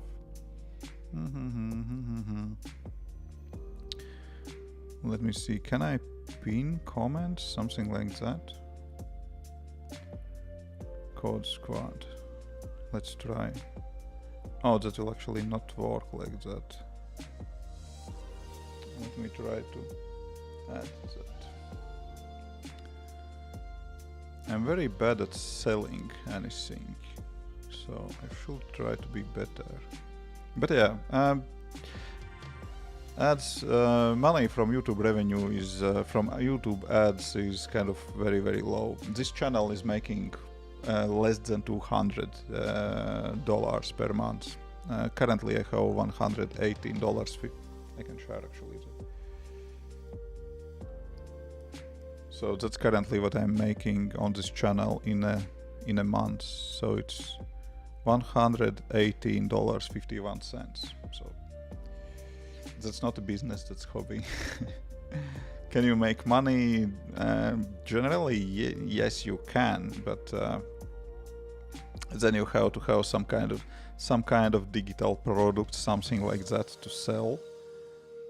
Otherwise, it is not a business, that is, I don't know, hobby, something like that. Let me try. Can I pin comment? Can I add comment and pin it? I don't know. Let's try. Oh, I can. Oh, nice. That will be pinned now. Huh. Okay, trying to be better at selling. So you can join the channel, and I maybe will make that big money as well. Yeah.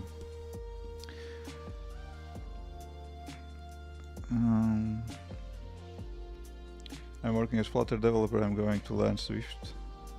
Will it be easy to find job in US or Europe as Flutter or SwiftUI developer? All depends if you have work permission. If you don't have work permission, that will be more challenging. If you have it, it will be relatively easy.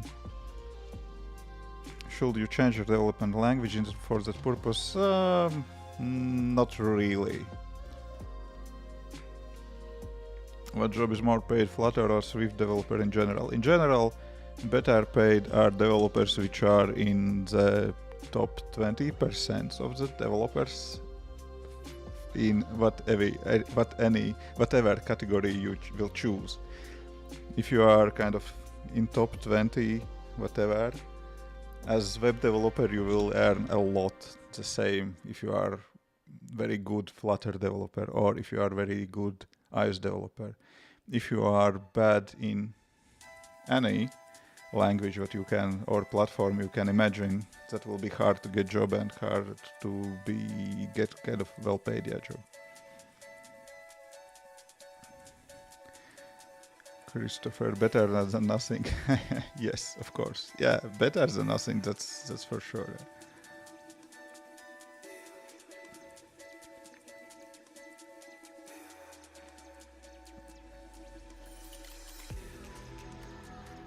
Yeah, sure. It's better than nothing and kind of nice, whatever.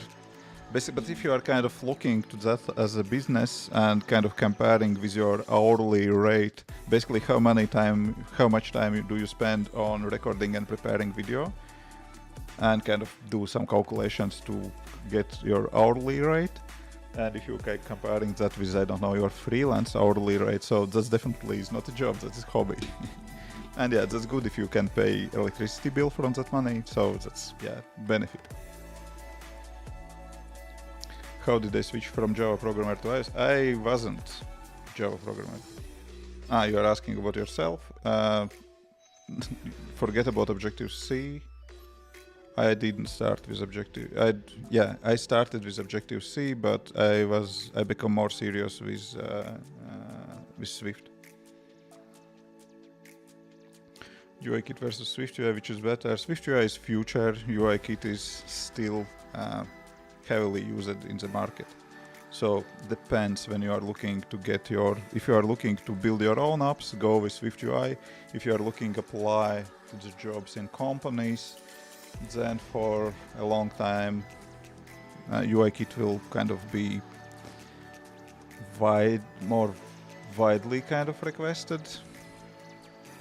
But startups and kind of new companies are using SwiftUI more and more. Yeah. You can get job with any of them.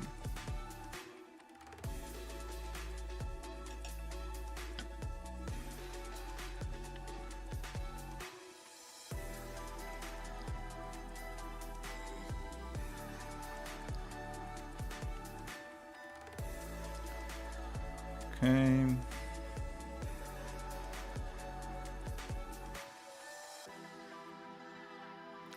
Basically, if we are just starting and we don't have test result here, we will show in description. We will show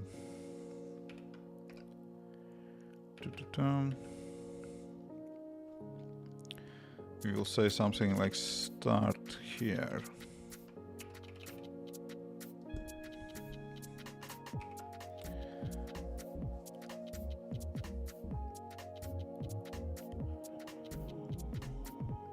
Oh no, actually we will put the start text here. Start here, we will put this line.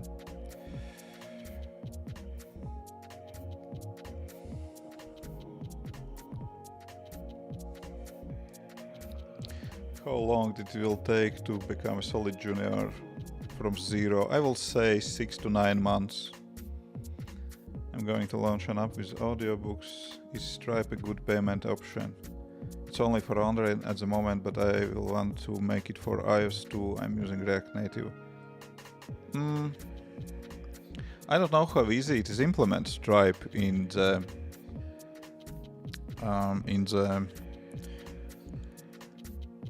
Android, but you know what I will suggest you take a look on.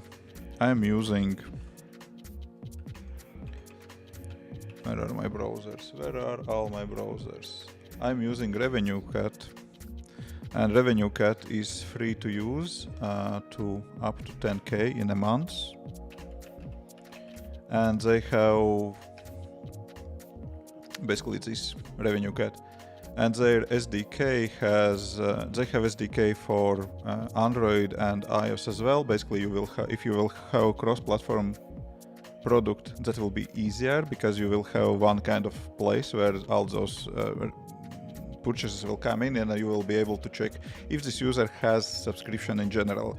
For example, if you will like to share subscription between platforms, that will work just kind of automatically. And it is free to use. Pricing is with free tier, you can run up to 10K in a month, so you're paying nothing. And it supports Stripe as well. It supports Google Play Store kind of payments, whatever they named them. Basically, by implementing that one SDK, you will be able to use all of those SDKs.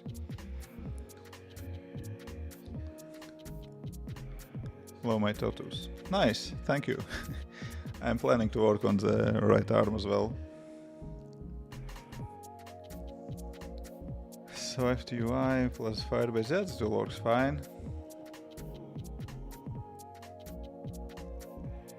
Yeah, I agree with you, Ahmad, about SwiftUI and all that stuff. No, you don't. You can use whatever in-app purchase kind of platform you would like to use, and RevenueCat will work for you as well. Take a look. Most likely, RevenueCat will work for you just fine.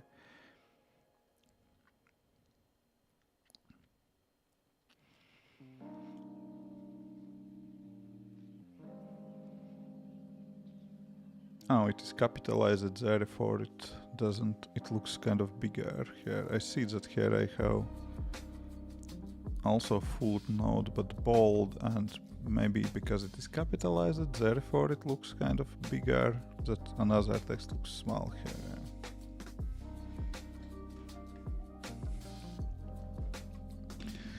I'm getting into programming development. I'm torn because I really want to learn Swift and Low Apple, but I'm wondering if front-end web development will be better career-wise starting out. Tross. I will say you have to choose whatever you like, because, you know, when you will get into those first jobs and so on, you probably will stick with that for a few years at least. If you love kind of Apple platform, I basically developing iOS platform and doing whatever I'm doing now just because I wanted to be in Apple ecosystem.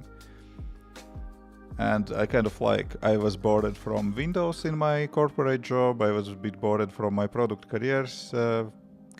product management career, all of that stuff. And I picked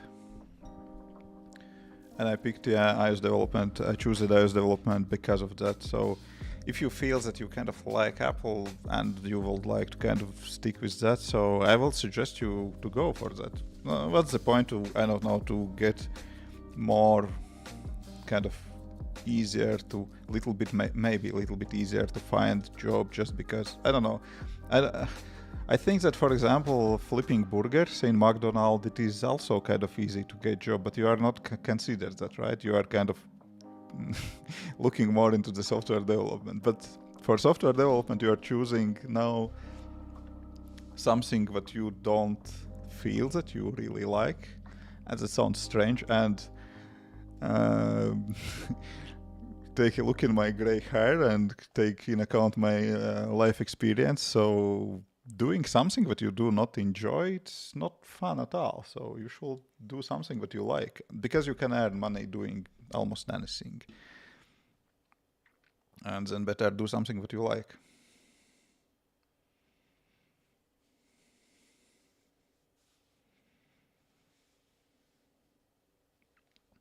Is there any simple way to check user using my app server side? And those are questions about Androids and kind of cracked Android versions and so on and so on. To be frank, I do not care about jailbreaked iPhones. I do not care about that, whatever. Do you feel there are plenty of iOS development jobs? Yes, I think that yes. The trick always is that you should be kind of at least on average level.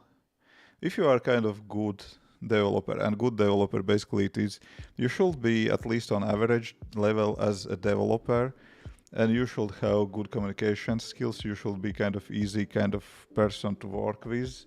Then you will have no problems to get job. That's my opinion. It's a very strong opinion about that, yeah.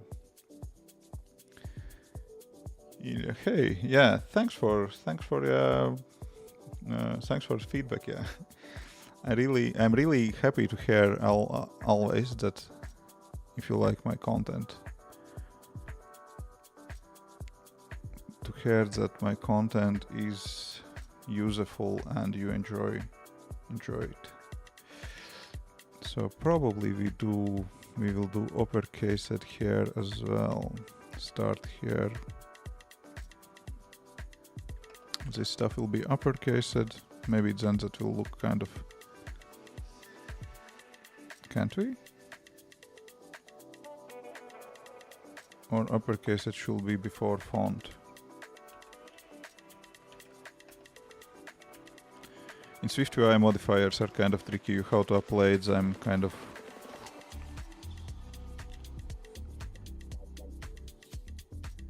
Oh, I see. That should be applied on string directly. Yes. Am I right?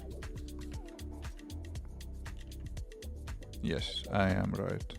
Okay, and then we will do that here as well. Hey Nike. Hey Saroy, hello.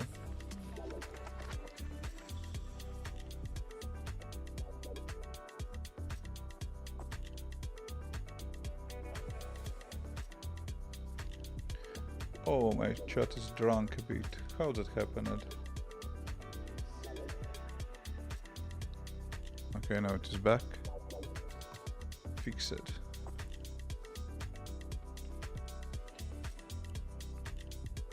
Yeah, that looks good. Start here. So, and here we will go.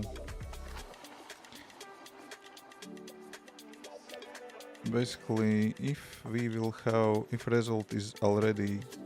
in result we already have something, let's add placeholder. Yeah. Okay, let's take a look what I have in those text lines, what I just wrote. This training will be automatically generated based on your...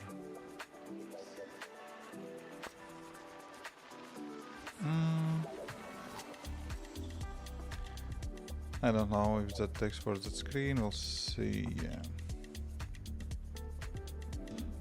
Hey Matt, yes, YouTube and not Twitch was on the morning and during the day, so I feel that I'm almost too sticking around on that Twitch a bit too long. And also kind of another thing about that Twitch, I don't know, it's kind of glitchy time to time and stuff like that, so I'm keeping options open, so jumping on the YouTube time to time.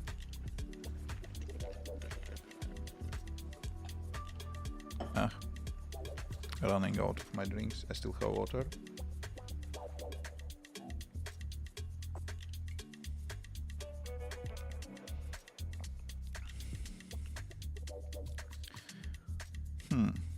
So start here. I will write something like, basically, if we don't have any results here, training programs will be generated based on your breadth hold result, something like that. Yeah, that's fine. That's basically for those who are just coming to the app first time. For those who are already been there, we will write something.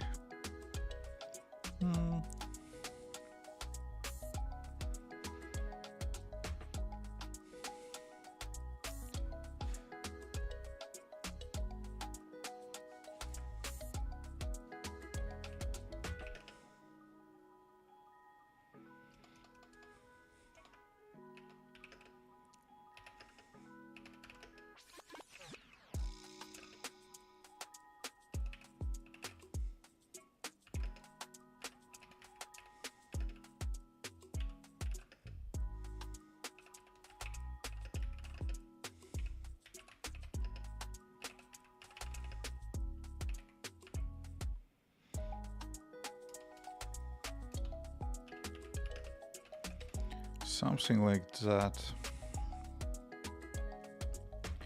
Okay,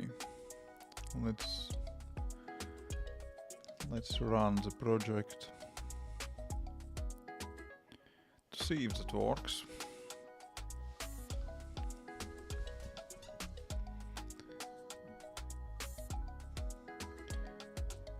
Good evening.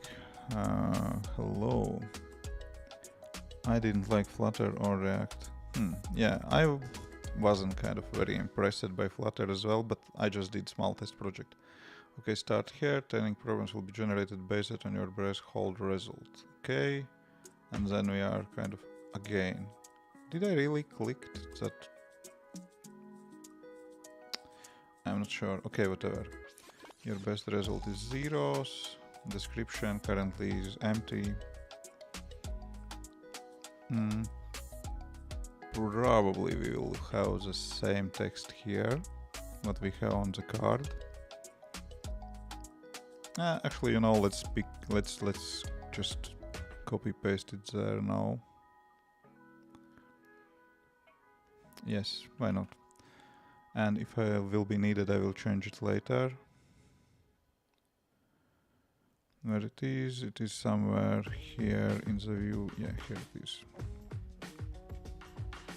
Yeah, we don't have that value. We have it somewhere. Do we?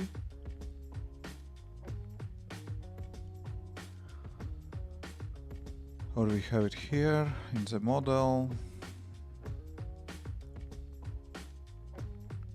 Best result. Yeah, currently we have double here, but we should read it probably, right? Right? Do we have any in it? We don't have.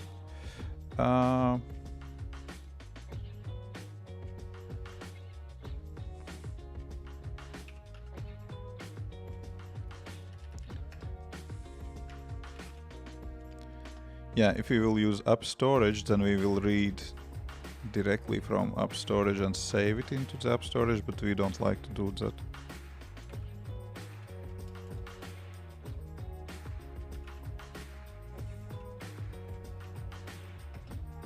Something like that could work.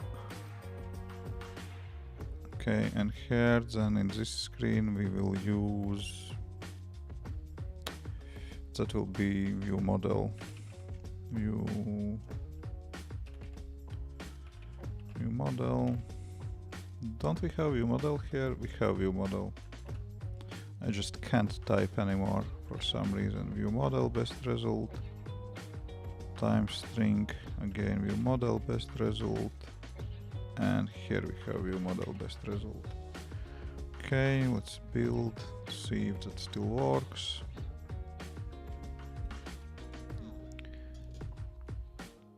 Which one you like more, web development or mobile development? I'm doing mobile development, so that's more or less obvious, right? So I choose that.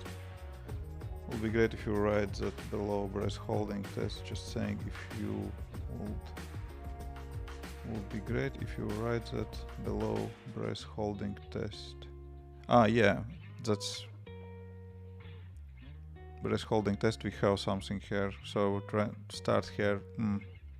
I'm not sure if that really fits this screen, but basically it is here now. Again, I'm not sure if I'm clicking the wrong card. Probably something is wrong with gesture mapping.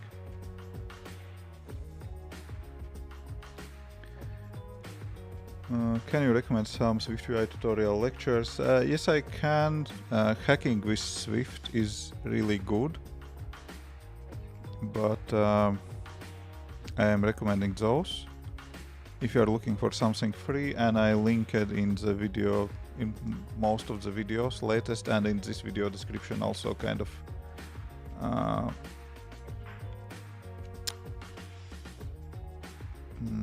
courses what I like, yeah.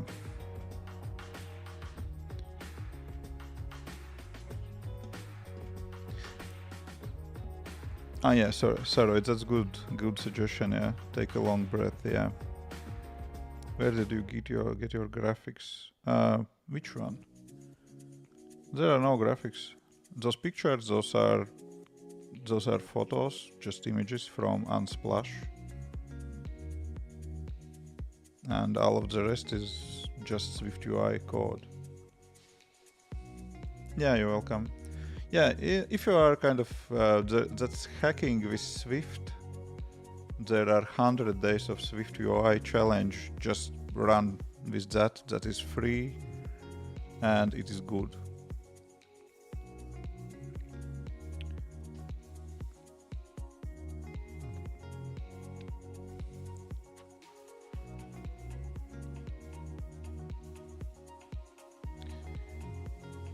Yeah, you're right.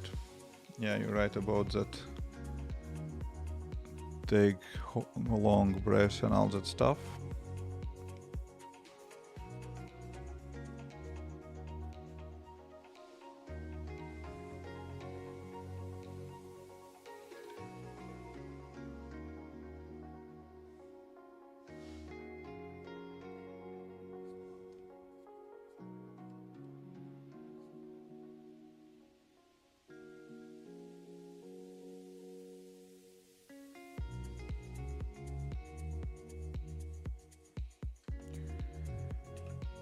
For this, I would like to have it centered as well.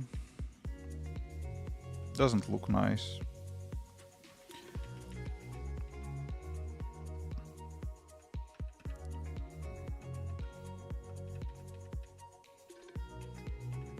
Yeah, the text is not very informative here. Actually, we should kind of do something else. That take hold, long breath, something like that, yeah.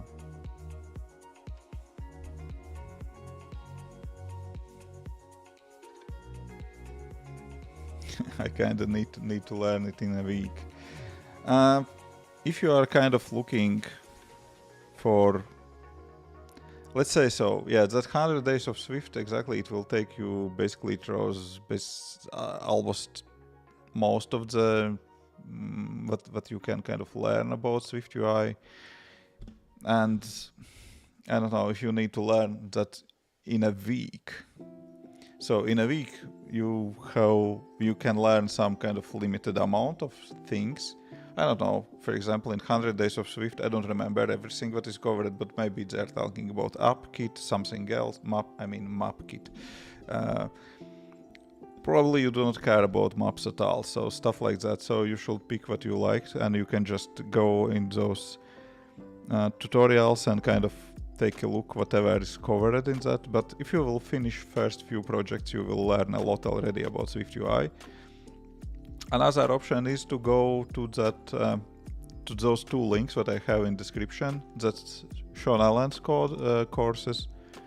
Those are really good, and those are kind of shorter and more on point. But again, you can't cover everything in short tutorial, right? You just need basics. So you will learn basics if you have a week. So those are, depends how many time in a week you have, right? If you have 3-4 hours kind of every week, you can learn multiple kind of lessons, not just one day. That 100 days of Swift is kind of targeted to about an hour in a day. So Martin, hey, hello Martin. Are you streaming on Twitch and YouTube at the same time? Not really. On morning I was on Twitch, at night I am on YouTube. I'm usually doing I'm trying to do one YouTube stream in a week, and usually those are Wednesdays, and usually that is something else, but not programming. But tomorrow at night I will be busy, so I'm streaming today and I'm working on my kind of project. And you can do multi-stream on Twitch and YouTube if you are not affiliated. If you are affiliated, I am on Twitch. If you are affiliated, then it is not allowed by agreement. You can't really do kind of multi-stream. You are not allowed to do multi-stream. Technically, of course, you can, and Twitch also, as I know, don't have any kind of algorithms or bots which kind of checking for each and every streamer, are you at the basically there should be some human being which will see that you are streaming on both platforms, but I'm not doing that. But you are allowed to stream on whatever platform you like, but you are not allowed to multi-stream, basically send the same stream on Twitch and somewhere else. Boom. Okay, start here doesn't look really nice here.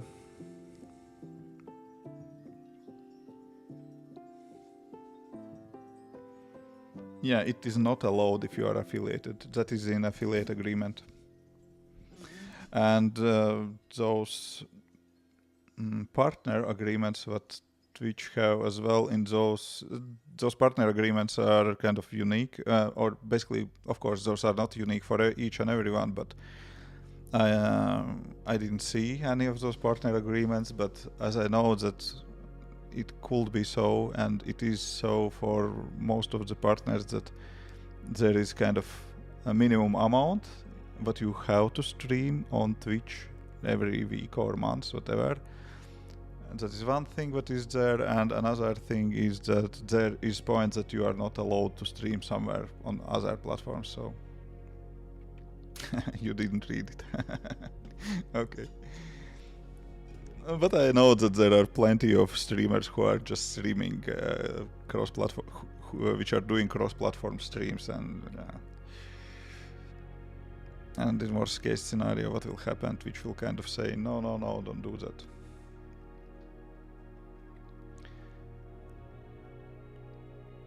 Yeah, I'm thinking, take a long breath, that's kind of not enough. Yeah, I remember, thank you.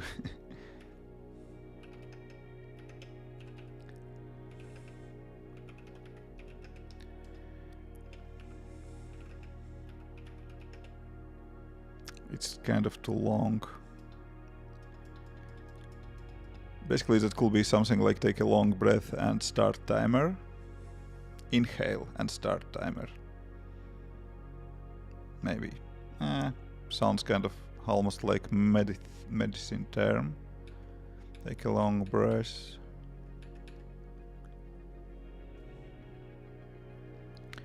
So if we already have any result, we will show kind of the best result here.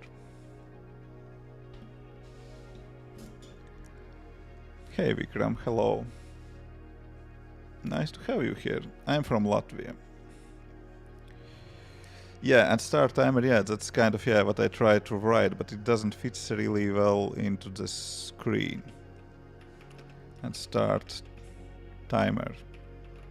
And probably you should add some articles. Add the timer or a timer, I don't know.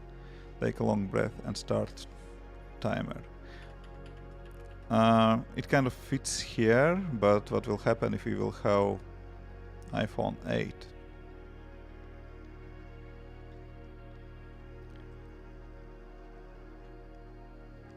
Okay, updating, waiting for it. It looks kind of...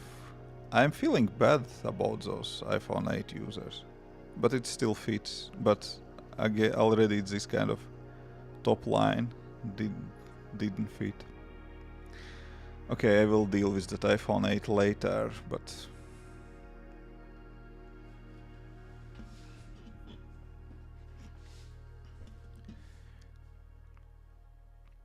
Okay, let's try to run it to see how that animation will look when I'm switching screens.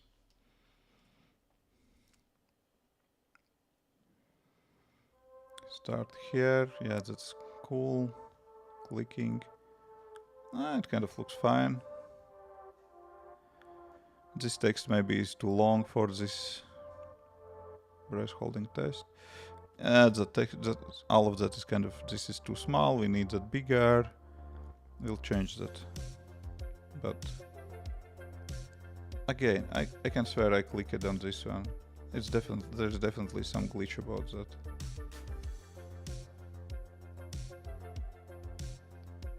Maybe that is simulator, but unlikely. Maybe most likely that is, and that looks a little bit broken. That animation looks. Oh, again. Yeah, if I'm clicking here on the bottom.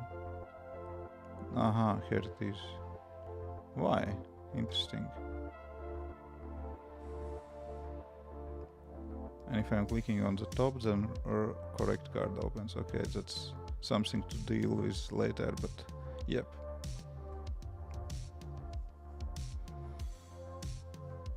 Press start after a long breath.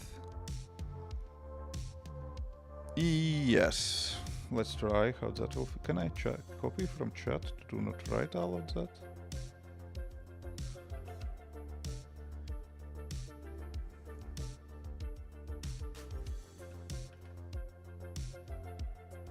It's definitely shorter. Hello. Preview paused. Let's restart previews.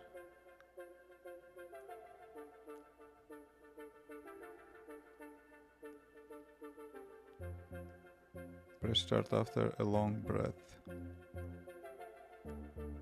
I don't know if that sounds better, but it looks a little bit better for my eye.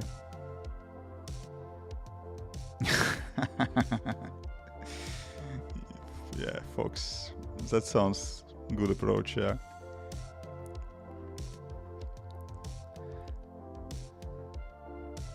Those are kind of, yeah, I don't know, yeah, white people problems, yeah, to try and some dumb stuff. Who cares about your breath hold results, right?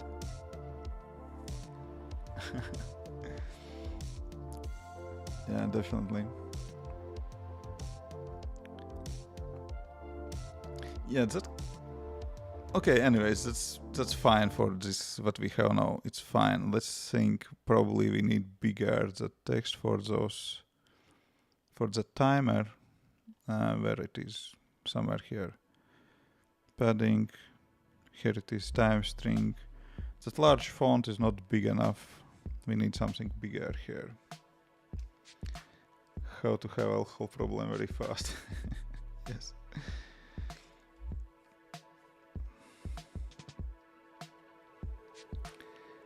How it will be if there is an option where you can see the improvements for all the past breath holding test records, which may boost some people. We have such kind of option actually here.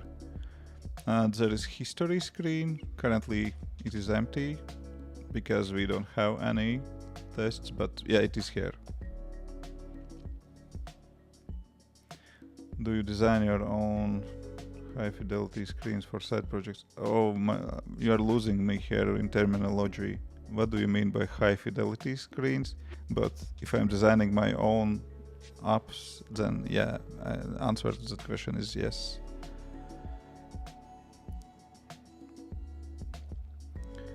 Okay, that large title is not big enough. Okay, what we are using some kind of font here. What font is that? Oh, there was something multiplayer supply. Oh, maybe that will work for this screen as well. Maybe. Okay, let's go to look how we are doing.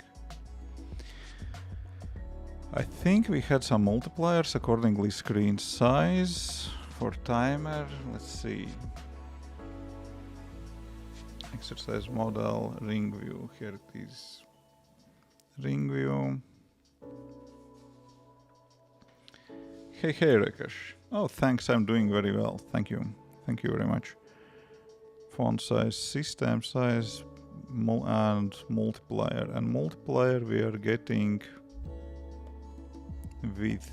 And what was width? Minus 100. Minus 130. What is that magic number? 130 could be really nice if I remember that. Height and width, and where we are using that. Probably that is size for the frame for the timer, maybe. Let's see. It will be amazing if I remember, right? Frame, yeah, here is frame for that circle. Yes, exactly.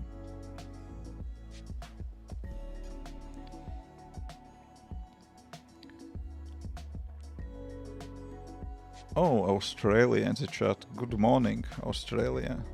thank you. You like my content. Really nice to hear. Thank you very much.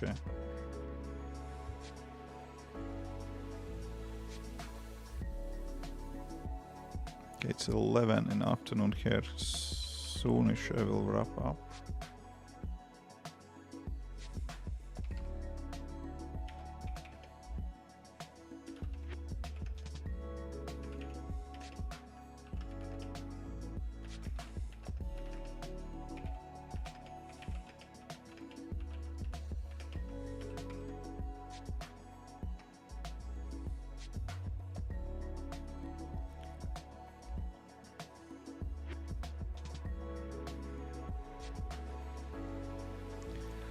Okay, so probably I don't think we need that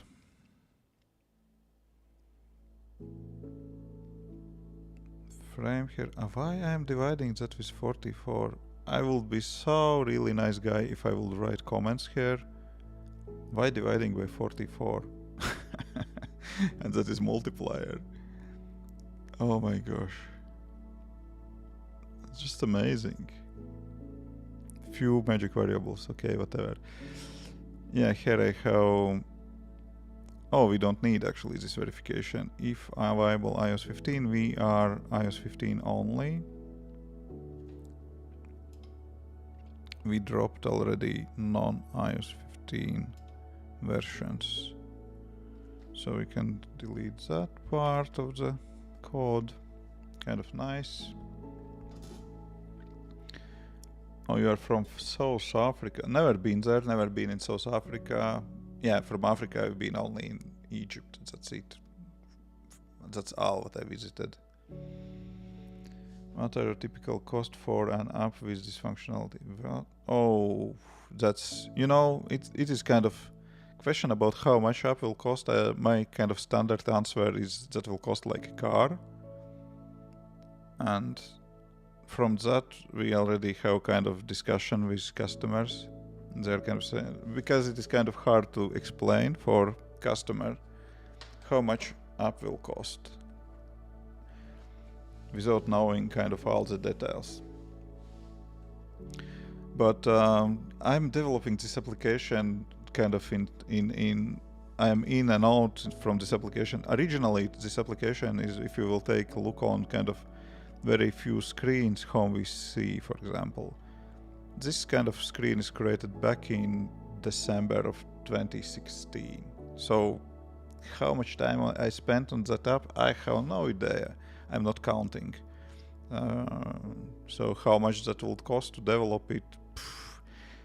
Then I have to take a look what I have here and kind of do calculation how much time I will need to develop it from scratch and so on and so on. So hard to say.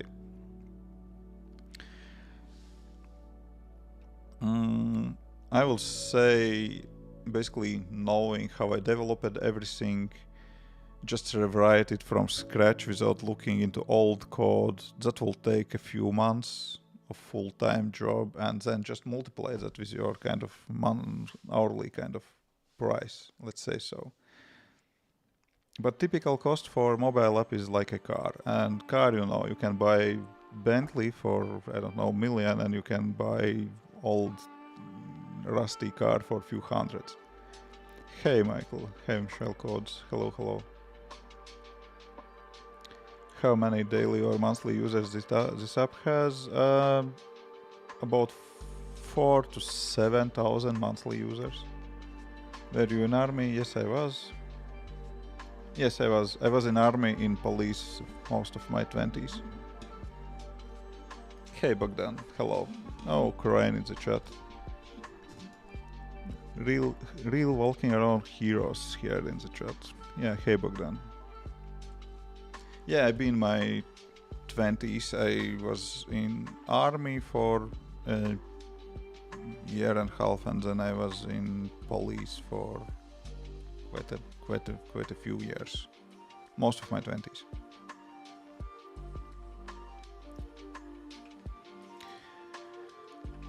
Okay. So, brace hold item, brace hold view. So, font weight bold, we already had bold, large title will not work. Oh, we already had monospace digit. So, maybe we should go with that multiplier as well, because that was working, not was, but still working kind of good between different apps. How much apps I uploaded before I started generating income? And there are two kind of related questions. Also, is it worth have ads for, let's say, one big ad each 10 minutes?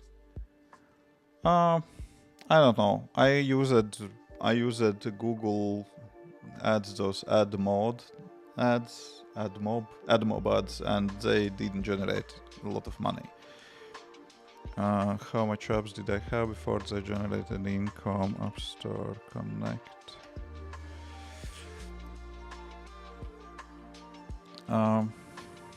Let me take a look.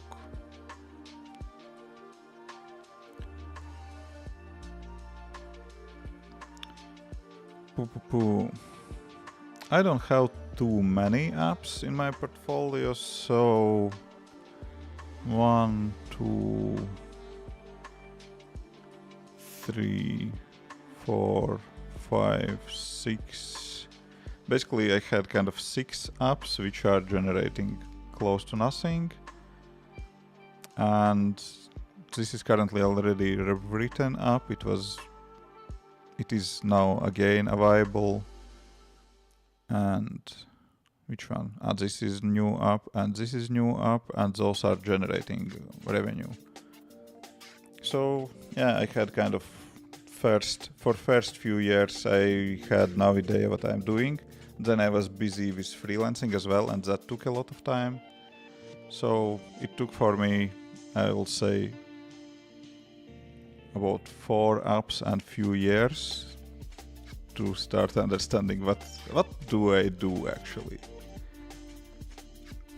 and how to earn money.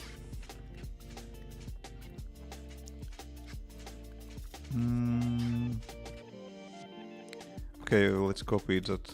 It's kind of not good approach, but let's copy that for now. And then we'll see if I am using that, and if I am using that, maybe then it makes sense to move that out to the constants. Why I'm doing math here? Actually, we can do that in one line probably.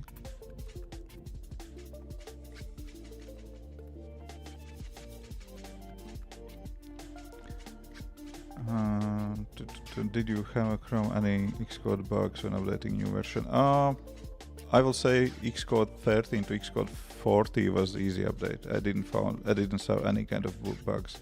Hey Martin, good evening. Hello. Hey Rainer. Oh, I'm doing well. Baran, hello. Hey, hello everyone. I'm doing well, working on my side projects. Okay, let's put it here first, but I don't like that approach. Basically, that will kind of fix those errors. Oh, we still have filet. Really? Why? Do we have... Yeah, we have errors somewhere else.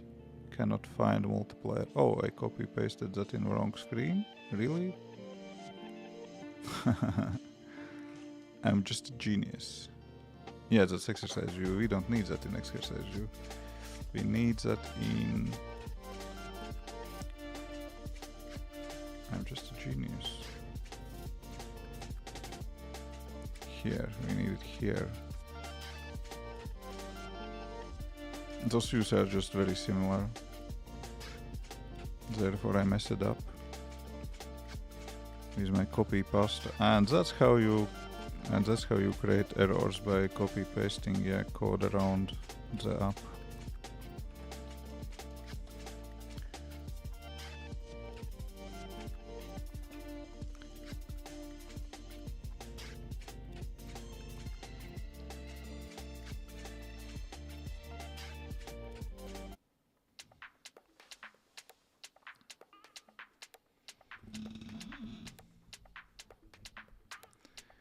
I'm not sure if I should keep the app clean and just get money from subscribers or offer free versions that will disable ads after sub.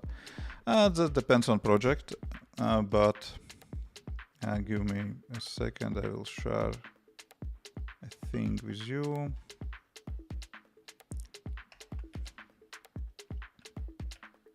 Oops, too much copy pasta. Okay, we should get rid of error now.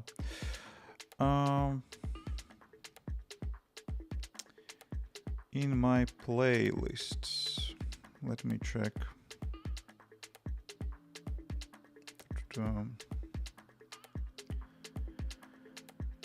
I will highly suggest you to take a look on my kind of video on this topic.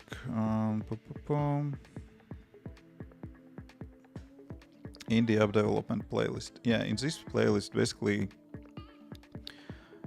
I'm talking about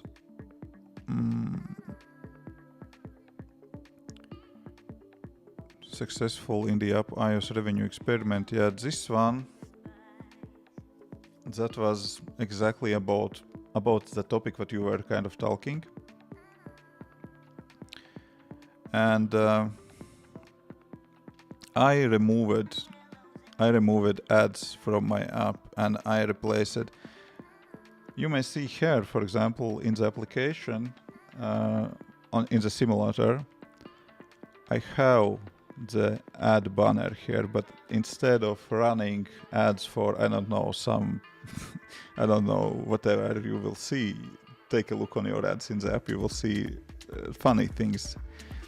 Instead of running ads for that, I'm showing ads for my own app premium version. And I was afraid that I will lose in sales, but actually I made back basically in in-app purchases the same amount of money and even more. So that was kind of helping to me a bit, and also I kind of basically take a look on that video, and maybe you would like to check out all that playlist, because I'm talking about... Oh, I started that video for myself, sorry. Still playing? Why? Stop, please. Thank you. So check out that playlist. Basically, there are a few more videos about kind of how to kind of make more money from the apps without running ads, and basically just doing some smart updates and stuff like that.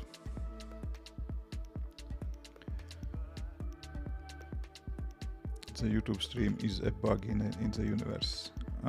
Why? Are you never having to Google the code? I did that. I'm doing that all the time. When I'm having to insert even simple CSS, I have to zigzag between Google and the notepad, or you just remember it all in your head. I don't remember all in my head right now. As you may see, I'm just looking into the other kind of code examples in my own app. I'm jumping between my old projects to kind of remind myself some previous solutions and stuff like that. And yeah.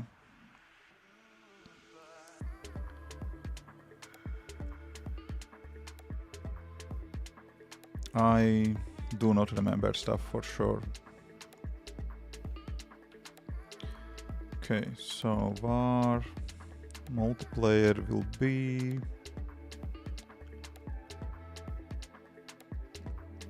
that will be CG float, and that will be UI screen minus this stuff. No.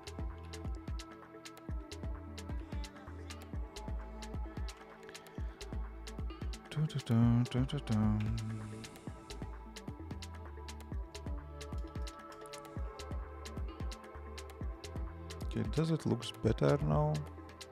Yeah, we can at least build. That's part of each and every developer are looking for solutions. Oh, it actually looks nice.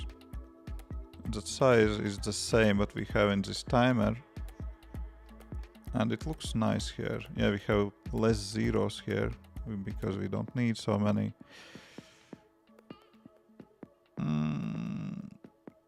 Yeah, anyway, no one will hold breath for 10 minutes while yeah, it could be. It could happen actually in static, just laying down on couch, it is possible.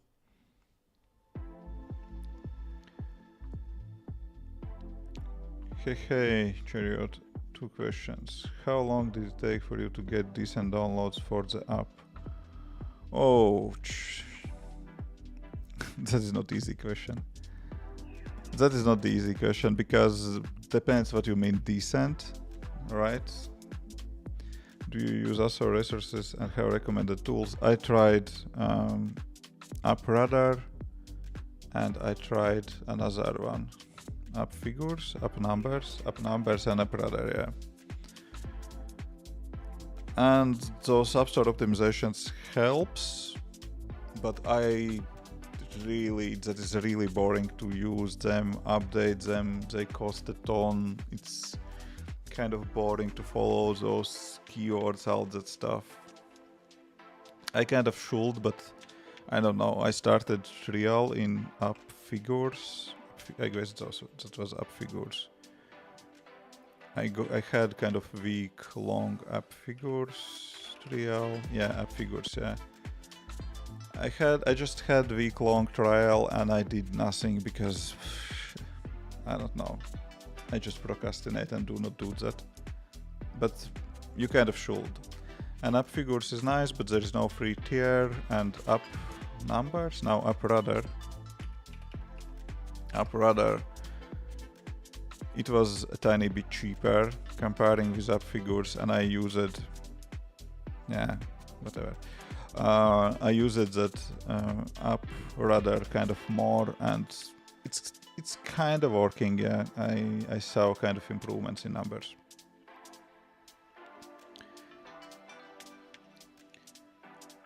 So those are tools what I tried, and those are tools what are working. So I'm kind of recommending those. Yeah, check those out.